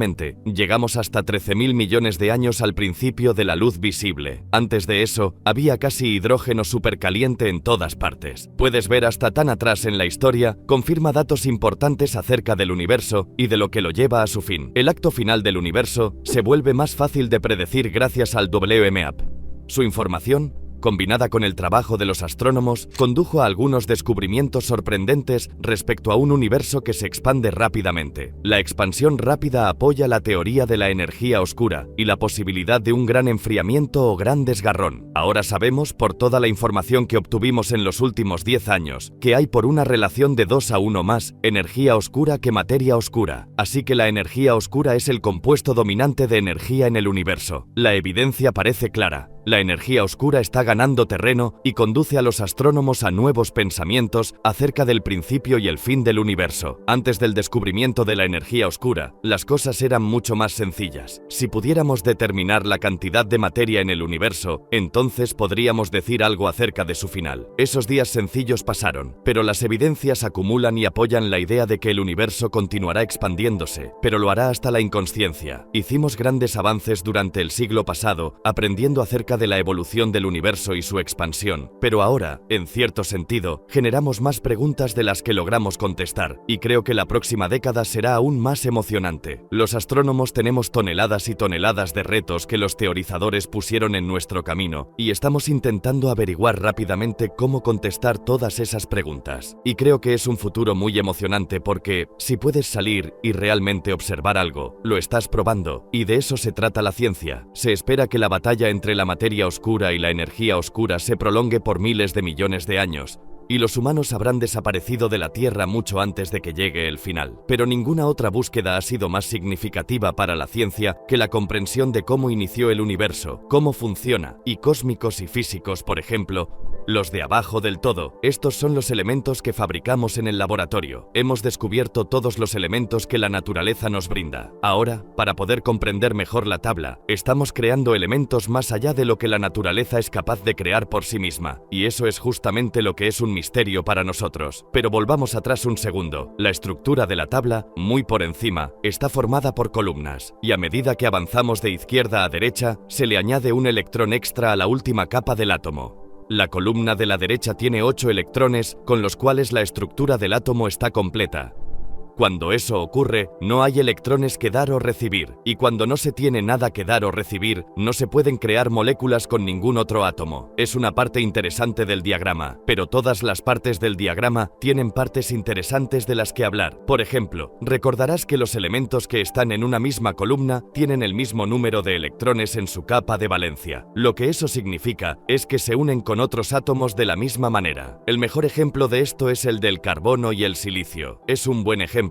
Nuestra vida está basada en el carbono. Toda nuestra bioquímica está basada en el carbono. Justo debajo está el silicio. Así que puedes preguntarte, si la vida puede basarse en el carbono, ¿por qué no puede haber vida basada en el silicio? De hecho, en un episodio de Star Trek, la famosa serie de televisión, se hablaba de la posibilidad de una forma de vida basada en el silicio. El silicio es uno de los ingredientes presentes en una roca. Las rocas son bastante estables, así que imaginaos una roca. En este episodio se imaginaron la vida basada en el silicio como una roca andante que pudiera moverse a través de las montañas, del mismo modo en el que nosotros atravesamos el aire. Es una buena trama, pero resulta que aunque la vida basada en silicio es posible, no es necesaria porque el carbono es mucho más abundante que el silicio en el universo. Los lazos del carbono no son tan permanentes. Si se crean lazos permanentes, se restringe el número de experimentos químicos que la naturaleza puede hacer con tus moléculas. Que los lazos del carbono pueden romperse, unirse, volverse a romper y volverse a unir de nuevo, se puede experimentar con muchas combinaciones, y eso es justo lo que se necesita para crear la vida, para crear la complejidad que sabemos que tiene lugar en la vida. Isla de estabilidad. Además de las capas de electrones que existen en los átomos de la tabla periódica, el núcleo de cada átomo tiene una estructura de capas también. El núcleo está compuesto de protones y neutrones, y el número de protones y neutrones que haya en cada capa determinará si el átomo es estable o no. Está en una capa completa, será estable. Si está incompleta, es más probable que se transforme en elementos más ligeros, dividiéndose en otros elementos de la tabla periódica. Ese es el origen de la radiactividad. Esos elementos con las capas nucleares externas completas y las capas de electrones también completas son los más estables de todos los elementos conocidos. Los que son más pesados que el plomo son inestables, y es una verdad universal que cuanto más grande sea el núcleo, menos estables, más inestables, duran fracciones de segundos, como mucho pueden durar un par de minutos antes de descomponerse. Recientemente, hemos descubierto elementos en la naturaleza de hasta 92 protones. ¿Cuál es ese elemento con 92 protones? El uranio, nombrado así debido al planeta Urano. Aparte de ese, hemos fabricado más de 20 elementos más pesados que el uranio, donde lo hemos conseguido, por supuesto, en laboratorios de física. El más reciente de los elementos tiene 112 protones,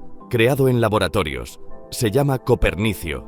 llamado así, por supuesto, por Nicolás Copérnico, quien teorizó en el siglo XVI el modelo heliocéntrico del universo. Conocido finalmente, la ciencia le reconoció, honrándole con el nombre de un elemento de la tabla periódica. Pues bien, la mayoría de los elementos de estructuras nucleares nos dice que los elementos con 120 protones o 126 protones y 184 neutrones podrían ser estables en periodos de tiempo prolongados. Podrían sobrevivir días, incluso quizás siglos. Hemos fabricado elementos de hasta 118 protones, de modo que estamos en el umbral de esta mágica isla de estabilidad. Aún no lo hemos logrado, pero pensamos que estamos cerca, y con esto contradiríamos la idea tradicional de que los núcleos grandes son inestables. Nuestros modelos nos dicen que puede haber una comunidad de núcleos enormes, igual de estables que cualquier otra cosa en la vida. Pues bien, si llegáramos a crearlos, ¿para qué emplearíamos esos elementos en nuestra vida cotidiana? Puede que sean tan exóticos que solo sirvan para saciar nuestra curiosidad, como ya lo hemos hecho con la mayoría de elementos descubiertos en la tabla periódica. Por ejemplo, ¿quién habría pensado que el germanio, un semimetal oscuro descubierto en la década de 1880, acabaría convirtiéndose en el ingrediente crucial del desarrollo de los transistores 70 años más tarde? O elementos como el neodimio o el samario, que durante siglos fueron considerados meras curiosidades y acabaron siendo esenciales para la construcción de poderosos imanes permanentes. O uno de mis favoritos, el americio, llamado así por América. Hemos descubierto muchos elementos aquí, así que este lo nombraron en honor a América. Fue descubierto en 1944. El americio acabó por convertirse, y lo sigue siendo actualmente, en el ingrediente activo por excelencia en los detectores de humo. Así que he hecho un vistazo a esta isla de estabilidad y ansío conocer las propiedades que podrán tener en manos de un ingeniero capacitado y científicos con percepción. Podremos explotar esas propiedades y posiblemente transformar la vida tal y como la conocemos actualmente. Modelo estándar de física de partículas. ¿Dónde estabas tú en los 70? ¿Habías nacido ya? Y de ser así, ¿bailabas música disco? Yo sí tuve la edad perfecta en la mejor época, pero en aquella década, los físicos de Estados Unidos y Europa estaban haciendo el inventario final de todas las partículas conocidas, y lo que estaban recopilando no era un inventario cualquiera. Lo que salió de aquella época fue el entendimiento de cómo todas esas partículas se unían entre ellas, pues pretendían llegar a un pensamiento coherente de cómo se relacionaban las partículas con la materia y con el universo a gran escala. De modo que lo que hemos aprendido con la ayuda de potentes aceleradores de partículas, por cierto, ¿cómo funcionan? Su tarea es hacer que choquen los núcleos atómicos entre sí y recoger los trozos que quedan. Y cuando los núcleos atómicos chocan, se crea una gran cantidad de energía, y esa energía puede crear partículas nuevas, mientras que otras partículas pueden desaparecer. Es un lío, un desastre, pero entre esa gran explosión podemos satisfacer la naturaleza de la materia. Y puedes ver, se ha forjado un nuevo universo en el centro de tu acelerador de partículas. De modo que lo que hemos aprendido es que hay tres regímenes de energía en la materia. ¿Adivinas a cuál pertenecemos nosotros? Al de baja energía. Lo siento mucho. Todo lo que conocemos, todo cuanto hacemos, pensamos, decimos, saboreamos, tocamos, ocurre en este régimen de baja energía de partículas. Desconocemos totalmente qué pasa en los otros dos, así que echemos un vistazo rápido al inventario de partículas presentes en ese régimen de baja energía. Lo primero que tenemos son nuestros protones y neutrones, ¿de acuerdo? Pues resulta que no son partículas fundamentales. Como hemos dicho anteriormente, están formados por quarks. Llamamos a esos quarks arriba y abajo. Sé que es curioso porque si volvemos a la antigua Grecia, la palabra átomo se inventó para describir la parte indivisible de la materia. Átomo quiere decir indivisible, pero luego descubrimos que los átomos están formados de partículas. En ese caso en concreto, los neutrones y protones se pueden dividir a su vez en quarks, de modo que tenemos el quark arriba y el quark abajo. ¿Qué más tenemos? Tenemos el electrón, con el cual ya nos hemos familiarizado. Eso es lo que fluye por todos los aparatos electrónicos de esta era moderna y lo que nos brinda la electricidad. Luego hay otra partícula, una partícula especialmente esquiva que hemos nombrado en anteriores capítulos. Es el neutrino, y este neutrino en particular es un neutrino electrónico. Se consigue de una forma muy interesante. Arranca un neutrón del núcleo de un átomo y lo suelta en el espacio. 6 minutos después se descompone. Los neutrones no son estables fuera del núcleo. Un neutrón no tiene tiene carga, pero se descompone en tres partículas, un protón, un electrón, cuyas cargas se cancelan entre sí, de modo que empiezas sin carga y acabas igualmente sin carga. El neutrón se transforma en un protón, un electrón y un neutrino electrónico que se escapa. Así que tenemos el quark arriba, el quark abajo, el electrón y el neutrino. Y por supuesto cada uno tiene partículas de antimateria. La antimateria la inventamos nosotros, no los escritores de ciencia ficción. Es el ingrediente favorito de los viajes espaciales en las historias de ciencia ficción. La antimateria hace justo lo que crees que hace. Cuando entra en contacto con la materia, la aniquila y crea energía pura. La antimateria es real. Se crea cada día en aceleradores de partículas. La podemos encontrar en el centro de las estrellas. Forma parte del inventario de partículas que existen en el universo. Lo que tenemos es un total de 4 partículas y sus equivalentes de antimateria. Eso es lo que crea el régimen de energía de este universo. Repito, 4. Esas 4 partículas son los componentes de todo cuanto has visto, hecho, pensado, saboreado, tocado, chocado, arriba, abajo, electrón y neutrino. Bien, cada una de esas partículas tiene una partícula correspondiente en los otros 2 regímenes de energía. Vayamos al régimen de media energía. ¿Qué son? Los dos tienen nombres muy curiosos. Los de nuestro régimen se llaman arriba y abajo. Los del régimen de media energía se llaman quark extraño y quark encantado. Y el equivalente del electrón se llama muón. Y por supuesto, el muón tiene su propio neutrino. Si vamos al tercer nivel del régimen de energía, tenemos otros 2 quarks, el quark cima y el quark fondo. Y tenemos una tercera clase de electrón, la llamamos partícula tau, con su correspondiente dao neutrino. Tenemos 3 generaciones de pares de quarks y 3 generaciones de electrones con sus correspondientes neutrinos. Pues bien, entre estas partículas hay otras 3 partículas que transmiten fuerza. De acuerdo.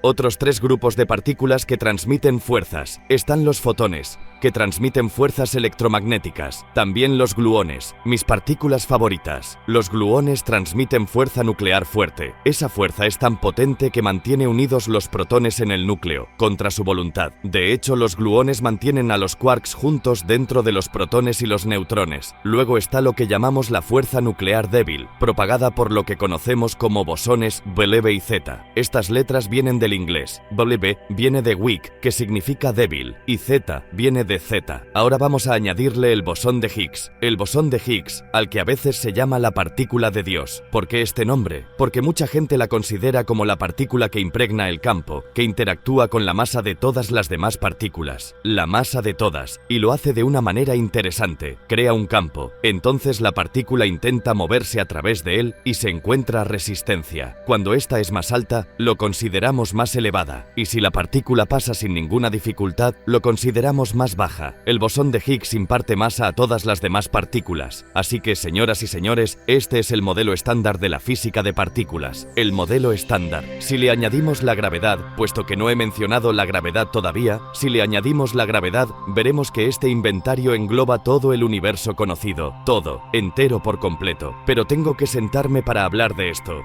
porque se me plantean algunas preguntas cuando hablamos de este inventario, y me pregunto por qué. ¿Por qué hay 3 regímenes de la materia y no 1 o 10? ¿Por qué hay 3? ¿Por qué las partículas tienen esas propiedades? ¿Y por qué hay partículas para empezar? ¿Son estas partículas esenciales? ¿Creemos que sí? ¿O es que ellas mismas tienen una estructura aún no resuelta, infinita, con una estructura interna en lo más profundo? O quizás, aún más interesante, ¿existe un entendimiento más simple que seguimos eludiendo? Teoría de cuerdas. Quizás haya un entendimiento más profundo del universo que nos espera a la vez que nos elude. Ahora mismo hay todo un equipo de personas planteándose este mismo problema. Son los teóricos de cuerdas. Y lo que esa idea ofrece es la esperanza, entre otras esperanzas, de unificar todas las partículas y todas las fuerzas de la física. ¿Y por qué iba a querer alguien hacer eso? Si nuestras descripciones de la naturaleza funcionan, ¿qué necesidad hay de tratar de simplificarlo aún más?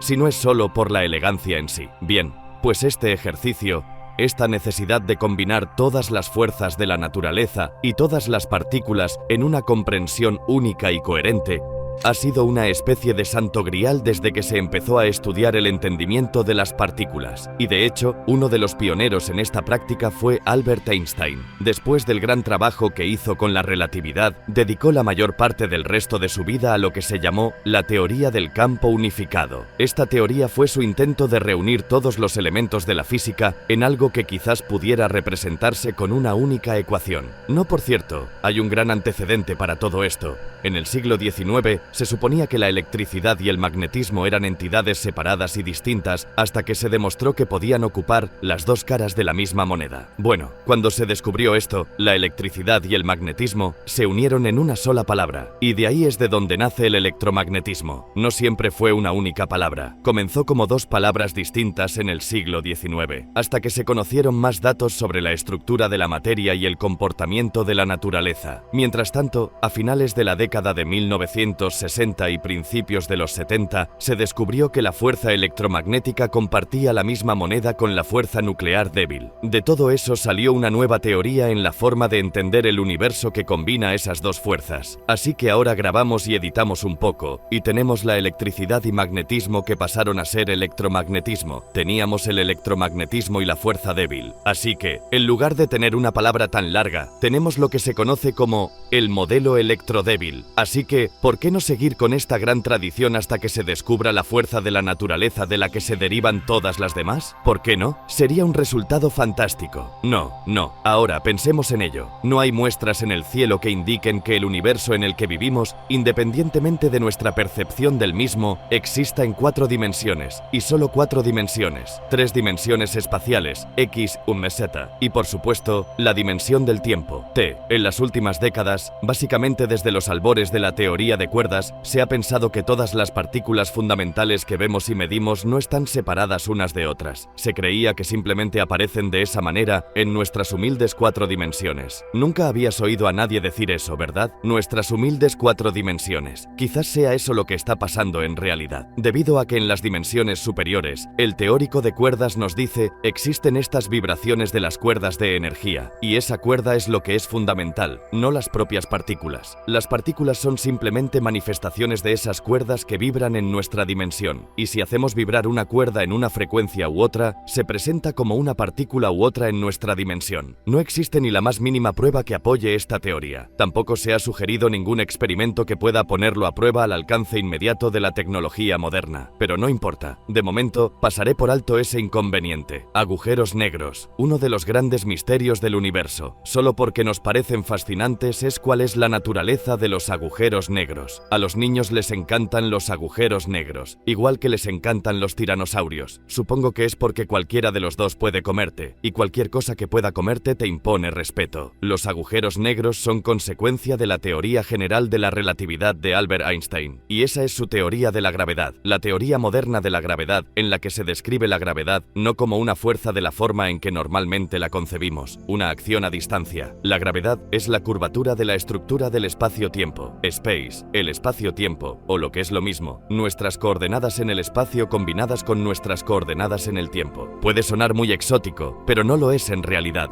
Por ejemplo, no puedes fijar una cita con alguien en un lugar a menos que también hayas fijado una fecha concreta, y nunca puedes quedar con alguien en un momento concreto a menos que haya un acuerdo sobre el lugar. Así que la intersección del espacio y tiempo ha estado con nosotros toda nuestra vida, incluso en nuestro idioma. No se da solo en nuestros pensamientos, son dos conceptos que van fundamentalmente entrelazados, espacio y tiempo. Todo este concepto de la teoría general de la relatividad nos lleva a una declaración fascinante pronunciada por la comunidad de la relatividad que resume lo que ocurre, que la materia le dice al espacio cómo curvarse, y el espacio le dice a la materia cómo moverse. No bien, lo que esto nos revela es que en las regiones del espacio que tienen una gravedad muy alta, la curvatura del espacio es tan profunda en su interior que si algo quisiera salir de esa curvatura, no podría.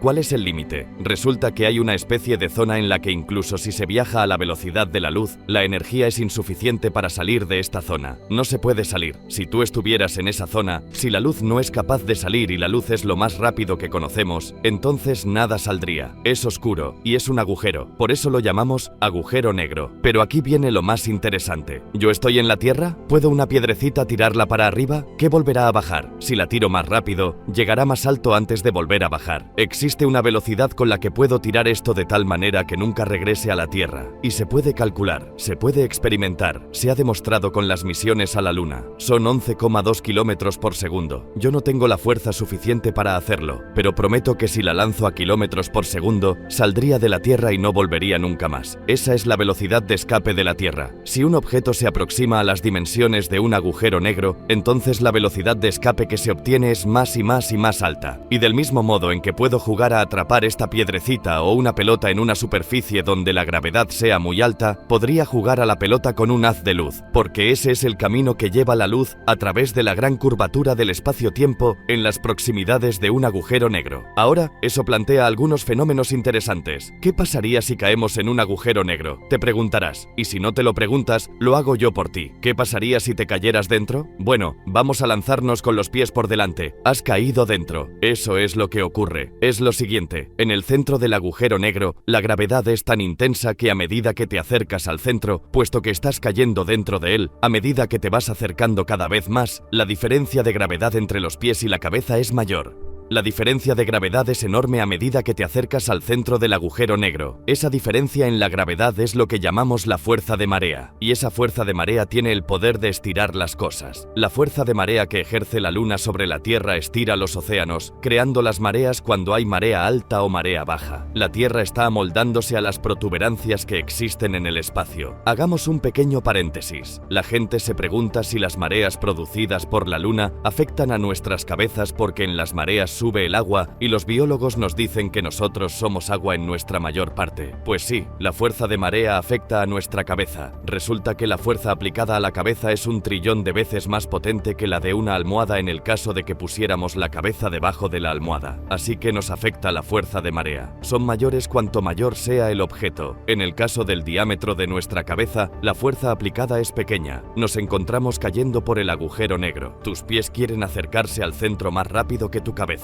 Así que comienzas a estirarte y tu cuerpo se va alargando cada vez más. Al principio eso de estirarse le sienta bien a uno, pero luego empieza a doler, hasta que llega un punto en el que la fuerza de marea es más potente que las uniones moleculares que mantienen la carne unida, y te divides en 2 partes, probablemente por debajo de la espina dorsal. Después de eso, a esas 2 piezas les ocurre lo mismo y también se separan. Así que pasas de 2 trozos a 4, luego a 8, a 16. Y a medida que te vas acercando al centro del agujero negro, te conviertes en un conjunto de átomos. Pero lo peor no es eso, sino que el espacio-tiempo es como un embudo, de modo que no solo te estiras, sino que te estrujas de lado a lado y de arriba a abajo para poder pasar a través del espacio-tiempo, como la pasta de dientes pasa por el tubo. Existe una palabra para esto. Para describir la muerte cuando uno cae en un agujero negro se llama espaguetificación, porque eso es lo más parecido a un espagueti cayendo por el espacio. Resulta que los agujeros negros grandes tienen una fuerza de marea menor a la de los agujeros negros más pequeños. A medida que te acercas al centro, la diferencia gravitatoria entre los pies y la cabeza no es tan grande, así que es posible sobrevivir a la caída en un agujero negro. El agujero negro en el que te gustaría caer es el siguiente, uno que estuviera girando, de modo que cuando cayeras en él, eso es lo que ocurre cuando un agujero negro está girando constantemente, adquiere propiedades extra muy interesantes. A medida que caes por el agujero negro, el tiempo se ralentiza hasta llegar a un punto en el que prácticamente se detiene. Y cuando eso ocurre, el universo que has dejado atrás transcurre en un instante, de modo que ves el futuro del universo que acabas de dejar en el instante en el que caes a través del agujero negro, de modo que es un viaje solo de ida. ¿De acuerdo? Esto no se lo podéis decir a nadie. Eso nos lleva a pensar, haciendo cálculos de lo que podemos encontrar en el centro del agujero negro que está en constante rotación, que existe otro espacio-tiempo completamente diferente que se acaba de aparecer ante ti, un universo completamente nuevo que no es del cual provienes. De modo que, si caes en un agujero negro en rotación para hacer este tipo de experimentos solo de ida, puedes acabar en un universo totalmente distinto. ¿Has hecho alguna vez ese experimento? No funciona en la teoría, así que aceptamos voluntarios. ¿Alguien quiere? Y preguntarse cómo podrían ser. A todos nos entretienen, por supuesto. Una parte de nuestra energía intelectual se cuestiona qué aspecto tienen, de dónde son.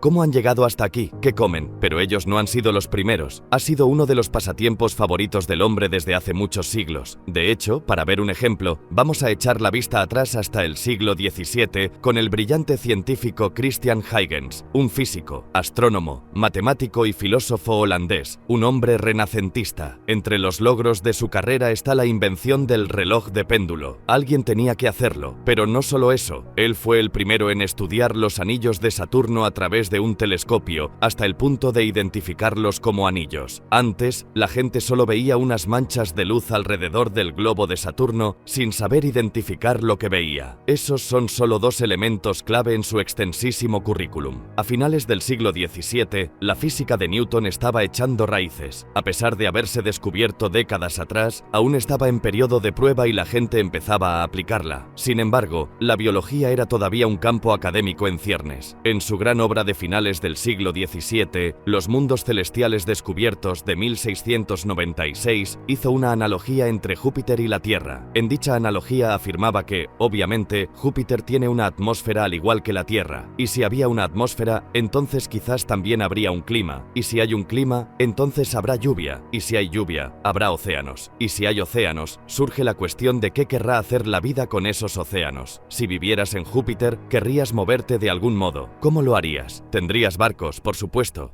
¿Y cómo navegarías? Pues con velas. ¿Y cómo controlarías esas velas? Necesitarías algún mecanismo para hacerlo. Necesitarías cuerda. Si ya tienes la cuerda, ¿de qué material estaría hecha? De modo que, de toda esta línea de razonamiento, dedujo que cualquier forma de vida que hubiera en Júpiter nacería del cáñamo. Interesante, pero demuestra la enorme importancia que damos a cómo podría ser la vida en otros lugares. Y en esa teoría se da en realidad un prejuicio cultural que casi no podemos evitar, porque lo único que sabemos es sobre nosotros mismos cuando pensamos en otra vida en el universo. Y ese prejuicio cultural se sirve de nuestros propios valores y tecnologías para deducir qué formas pueden tener los demás de desplazarse. Y no solo esto, si nos fijamos en el capítulo inicial de Los mundos celestiales descubiertos, vemos que es una celebración de la física newtoniana. El conocimiento del nacimiento de nuestro Sol normalmente sería completamente inaccesible porque, ¿cómo vamos a remontarnos hasta esa época? No podemos. Afortunadamente existen miles de millones de estrellas en nuestra galaxia, en todas las fases de la vida y la muerte, así que podemos utilizarlas como representación de nuestros pensamientos sobre el Sol. Podemos deducir cómo nació el Sol y podemos deducir cómo nacieron los planetas que lo rodean observando cuidadosamente las enormes nubes de gas y polvo que hay en nuestra propia galaxia. Esto requiere telescopios especiales, por supuesto,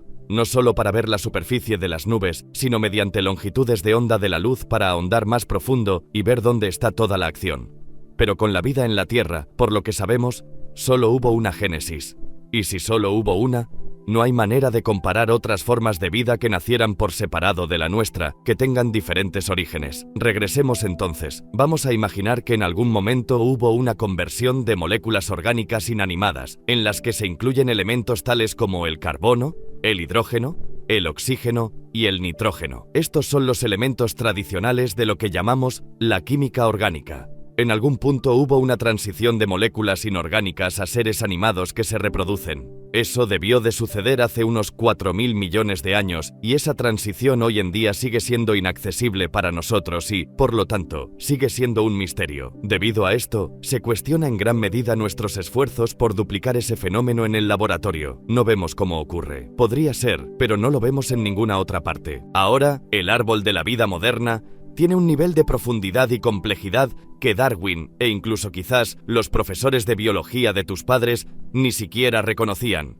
Por lo que sabemos gracias a nuestras mediciones, toda la vida en la Tierra tiene una herencia genética común. A eso nos referimos con el árbol de la vida. Todos salimos de una rama, y conforme retrocedemos en el tiempo, hay cada vez menos ramas, y se llega a un punto en el que solo hay una rama. Un ejemplo sencillo: si excavas lo suficiente atrás en el tiempo, encontrarás el ancestro que comparten dos personas en la Tierra, su pariente común. Excava lo suficientemente lejos en el árbol de la vida y encontrarás el ancestro común a dos especies de la Tierra, no importa cuáles sean. Se puede encontrar. ¿Qué hay de los seres humanos y los chimpancés? Eso es pasado reciente. ¿Y los humanos y los peces de colores? Hay que irse un poco más atrás. ¿Y los humanos y las setas? ¿O los humanos y las células de levadura? Hay un punto en el que se encuentra el nexo entre las dos ramas de la vida moderna, así que, por lo que se ha sido capaz de determinar, ha habido una sola génesis en la Tierra.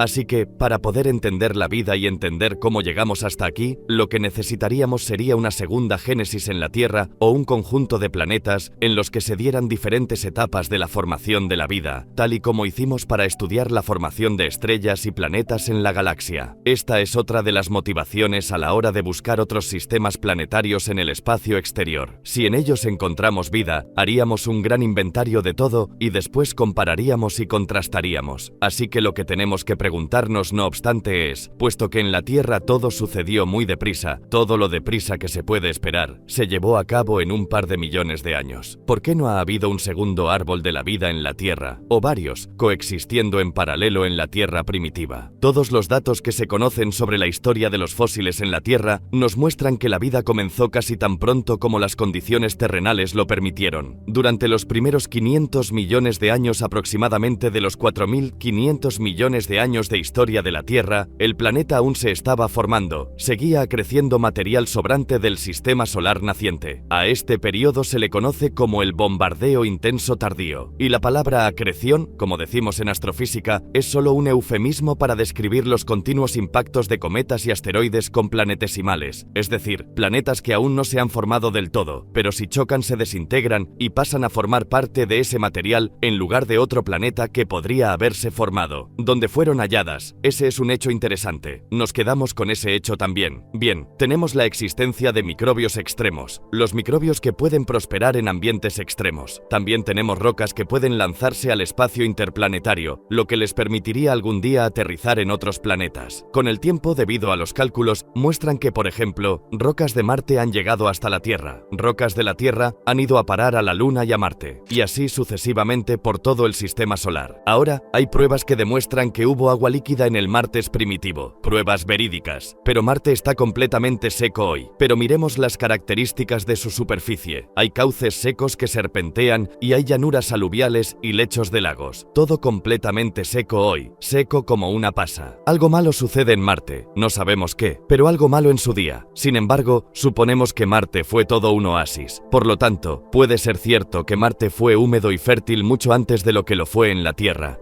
De ser así, ¿sabe la posibilidad de que hubiera bacterias polizones en Marte, escondiéndose en los rincones y grietas de las rocas que salieron disparadas al espacio? Algunas de esas rocas pudieron haber hecho el viaje desde Marte a la Tierra. Supongamos que tenía una gran diversidad de microbios, microbios de los que les gustan los entornos cálidos, así como microbios que pueden prosperar en condiciones adversas. Entonces, solo aquellos microbios que sobrevivieron al frío, la sequía, la radiación intensa del espacio, habrían sobrevivido, otorgando vida a la Tierra primitiva, otorgando a la Tierra primitiva los extremófilos. Esto se conoce como panspermia, y ello implica, si es cierto, que toda la vida de la Tierra se extiende de los marcianos. La realidad de la vida nos lleva a un par de preguntas interesantes. En mi opinión, supongamos que encontramos vida en Marte y se basa en un ADN. Podrían darse dos posibilidades. O bien que la vida allí tenga ADN en común con la vida en la Tierra. Esa es la prueba irrefutable de que somos descendientes de los marcianos. Pero supongamos que tiene ADN y no hay un código genético en común, eso nos revelaría que el ADN puede ser una molécula fundamental de la vida, y si quisiéramos encontrar vida en cualquier otro sitio, tendría que ser basándonos en el ADN. Su ADN no tendría nada en común con el nuestro, puesto que no han evolucionado conjuntamente aquí. Así que lo que sería más interesante, creo yo, sería ir a Marte y descubrir que hay vida, pero que esa vida ni siquiera está basada en el ADN. Ese sería un resultado mucho más interesante para mí, puesto que nos revelaría otra manera que tuvo la naturaleza de crear vida, y nos diría que la vida, de hecho, no requiere de ADN. Encontró otra manera de codificar la identidad, de averiguar cómo hacer que una criatura sea diferente a otra. Si tenemos todo esto en cuenta y cavamos más profundo, lo que encontramos es que la vida en la Tierra no es sencilla. ¿Se basa en el ADN o no? Por supuesto que sí, pero hay otro aspecto que también es cierto, del que casi nunca se habla, y es el hecho de que las moléculas complejas, casi todas ellas, tienen una especie de mano dominante. No son la misma a un lado del espejo y al otro, y sin embargo, son químicamente idénticas. Como ejemplo, si coges un guante de la mano izquierda y lo miramos a través de un espejo, ese guante en el espejo será un guante de la mano derecha y viceversa. Por lo tanto, es posible tener un producto químico que es idéntico a otro producto químico en la teoría, pero si lo estudiamos bien, veremos que es diferente diferente en el espejo a lo que tú ves a este del espejo. Un ejemplo muy famoso, mi ejemplo favorito, es el de la molécula que da el sabor que obtenemos de la hierbabuena. Si escribimos la fórmula, es idéntica a la del sabor del comino, mismo número de átomos, en la misma secuencia, pero uno de ellos tiene la orientación de la mano izquierda y el otro, la de la diestra, y nuestras papilas gustativas distinguen los dos sabores. Y, por supuesto, el sabor de la hierbabuena y el comino no tienen nada que ver, no hay relación entre uno y el otro, sin embargo, es la misma molécula. Resulta que la vida es abrumadoramente zurda, porque las moléculas orgánicas están en los meteoritos, porque de hecho, las moléculas orgánicas se pueden formar en el espacio interestelar, en el espacio intergaláctico y en el espacio interplanetario. Estas moléculas son perceptibles por todo el universo. Cuando encontramos moléculas orgánicas en los meteoritos y nos preguntamos, ¿cuántas de ellas serán zurdas y cuántas de ellas diestras? La respuesta es 50-50. Sin embargo, esas mismas moléculas, cuando nos fijamos en ellas en la vida en la Tierra y nos inclinamos por las que son zurdas o diestras, el 100% de ellas serán zurdas, lo cual te hace plantearte, ¿habrá otro planeta ahí fuera como el nuestro, salvo porque allí sus moléculas son diestras? Es una pregunta muy interesante. ¿O por qué no hay un ecosistema o existente en la Tierra en el que se desarrolle este régimen diestro? Entonces podemos preguntarnos por qué aún no está bien estudiado. Podemos cuestionarnos, ¿hay algún tipo de ventaja de una mano sobre la otra? Una ventaja inherente, ya sea en la búsqueda de fuentes, dos formas de vida, si una no interactúa con la otra. ¿Podría ser que no se puede derivar el alimento de la vida con la mano derecha frente a la vida con la mano izquierda? Ese sería un planeta interesante en el que vivir. Tendrías que saber de antemano cuál es tu presa, es zurda o diestra en su construcción molecular. Es una película de ciencia ficción que aún no se ha filmado o un libro que espera a ser escrito. Yo, desde luego, lo compraría. La inteligencia, tengo otra pregunta. ¿Cuán inteligentes son los seres humanos? Es curioso, porque somos nosotros los que daremos esa respuesta. Y así, si definimos lo que significa ser inteligente. Entonces, ¿cómo de preciso será a escala cósmica cuando buscamos vida inteligente en el universo? Tratamos de establecer unos criterios por los que juzgar si la civilización es o no inteligente, y somos tan atrevidos que incluso pensamos que estaríamos en posición de comunicarnos de manera significativa con las especies vivas de otro planeta. ¿Por qué digo esto? Porque no podemos ni siquiera comunicarnos de manera significativa y profunda con cualquier otra especie de la vida en la Tierra. Y los otros seres de la Tierra son criaturas con las que compartimos ADN. Lo que quiero decir es que, a pesar de que pienses que puedes hablar con tu perro, no son conversaciones profundas. No son el tipo de conversación que te imaginas teniendo con un extraterrestre. Por eso me cuestiono nuestra audacia al decir que somos inteligentes. Podríamos mantener una conversación con cualquier otra especie inteligente. Eso es ser un poco atrevido, arrogante. De hecho, vamos a profundizar en esto, vamos a explorar qué significa. Vamos a comparar la inteligencia humana, como la definimos, con la de un chimpancé, utilizando nuestras propias definiciones. Nuestro ADN es casi idéntico al del chimpancé. La diferencia es insignificante. La diferencia entre el ADN de un chimpancé y los seres humanos es menos del 1%. Por cierto, esta comparación sería válida con cualquier otro animal, de acuerdo, pero resulta más esclarecedor si nos comparamos con los chimpancés. Podría hacer la misma comparación con los perros, pero prefiero hacerlo con chimpancés porque son el pariente más cercano. Así que solo hay un 1% de diferencia entre nosotros. Y si lo pensamos, ¿qué gran diferencia puede marcar ese 1%? Escribimos poesía, tenemos filosofía, tenemos tecnología, tenemos la 9ª sinfonía de Beethoven, hemos descubierto la física cuántica, hemos construido el telescopio espacial Hubble. Pero, ¿qué pueden hacer los chimpancés más inteligentes? Básicamente, lo mismo que un niño humano. Incluso se les da bien algún lenguaje de signos rudimentario. Tal vez sean capaces de apilar cajas para llegar hasta un plátano o algún otro objeto de interés. Los niños también pueden hacer eso. Sin embargo, ese es el comportamiento de los chimpancés más inteligentes. Una vez más, estamos definiendo lo que consideramos ser inteligente. Ahora, imagina, si quieres, una especie de vida, una especie alienígena, tal vez. Seguramente su inteligencia genética sea un 1% superior a la nuestra, así como nuestra inteligencia es un 1% genéticamente superior a la del chimpancé. ¿Qué les pareceríamos a ellos? Sinceramente, creo que nos verían como idiotas con son babas. Es así de darse el caso. Entonces, el más inteligente de los humanos sería capaz de hacer lo mismo que sus niños. Imagínate sus investigaciones de los humanos analizando a Stephen Hawking y comentando: mira, sabe hacer cálculos de astrofísica de cabeza, lo mismo que nuestro pequeño Timmy en preescolar. Probablemente es lo que dirían sobre nosotros, porque eso es lo que decimos nosotros acerca de los chimpancés. Podemos seguir por ahí. Imagina a sus niños en edad preescolar trayendo a casa sus óperas recién compuestas para colocarlas en la puerta de la nevera, y nosotros en cambio que traemos a casa collages hechos de pasta. Sus preescolares llevarán a casa derivaciones de cálculo en lugar de dibujos pintados con los dedos. ¿Nos considerarían inteligentes? Esas especies nos esclavizarían y nos meterían en un zoológico. ¿Nos daríamos cuenta siquiera si lo hicieran? De hecho, ¿es la Tierra un zoológico para su propio entretenimiento? Si son mucho más inteligentes que nosotros, sería solo un ejercicio trivial en su cultura, porque nosotros lo hacemos con otras criaturas que no son tan inteligentes como nosotros. Bien, lo que más nos aterra es quizás el pensamiento de que pueda haber una especie así ahí fuera. Esa especie ha peinado la galaxia en busca de vida inteligente. Esa especie ha visitado la Tierra, ha observado nuestra forma de actuar, nuestra cultura, y llegó a la conclusión, en base a todos los datos que recopiló sobre nosotros, los que vivimos en la Tierra, que aquí no hay ninguna señal de vida inteligente. Llegados hasta aquí, ¿ya viste este otro video sobre el espacio? Yo no me lo perdería,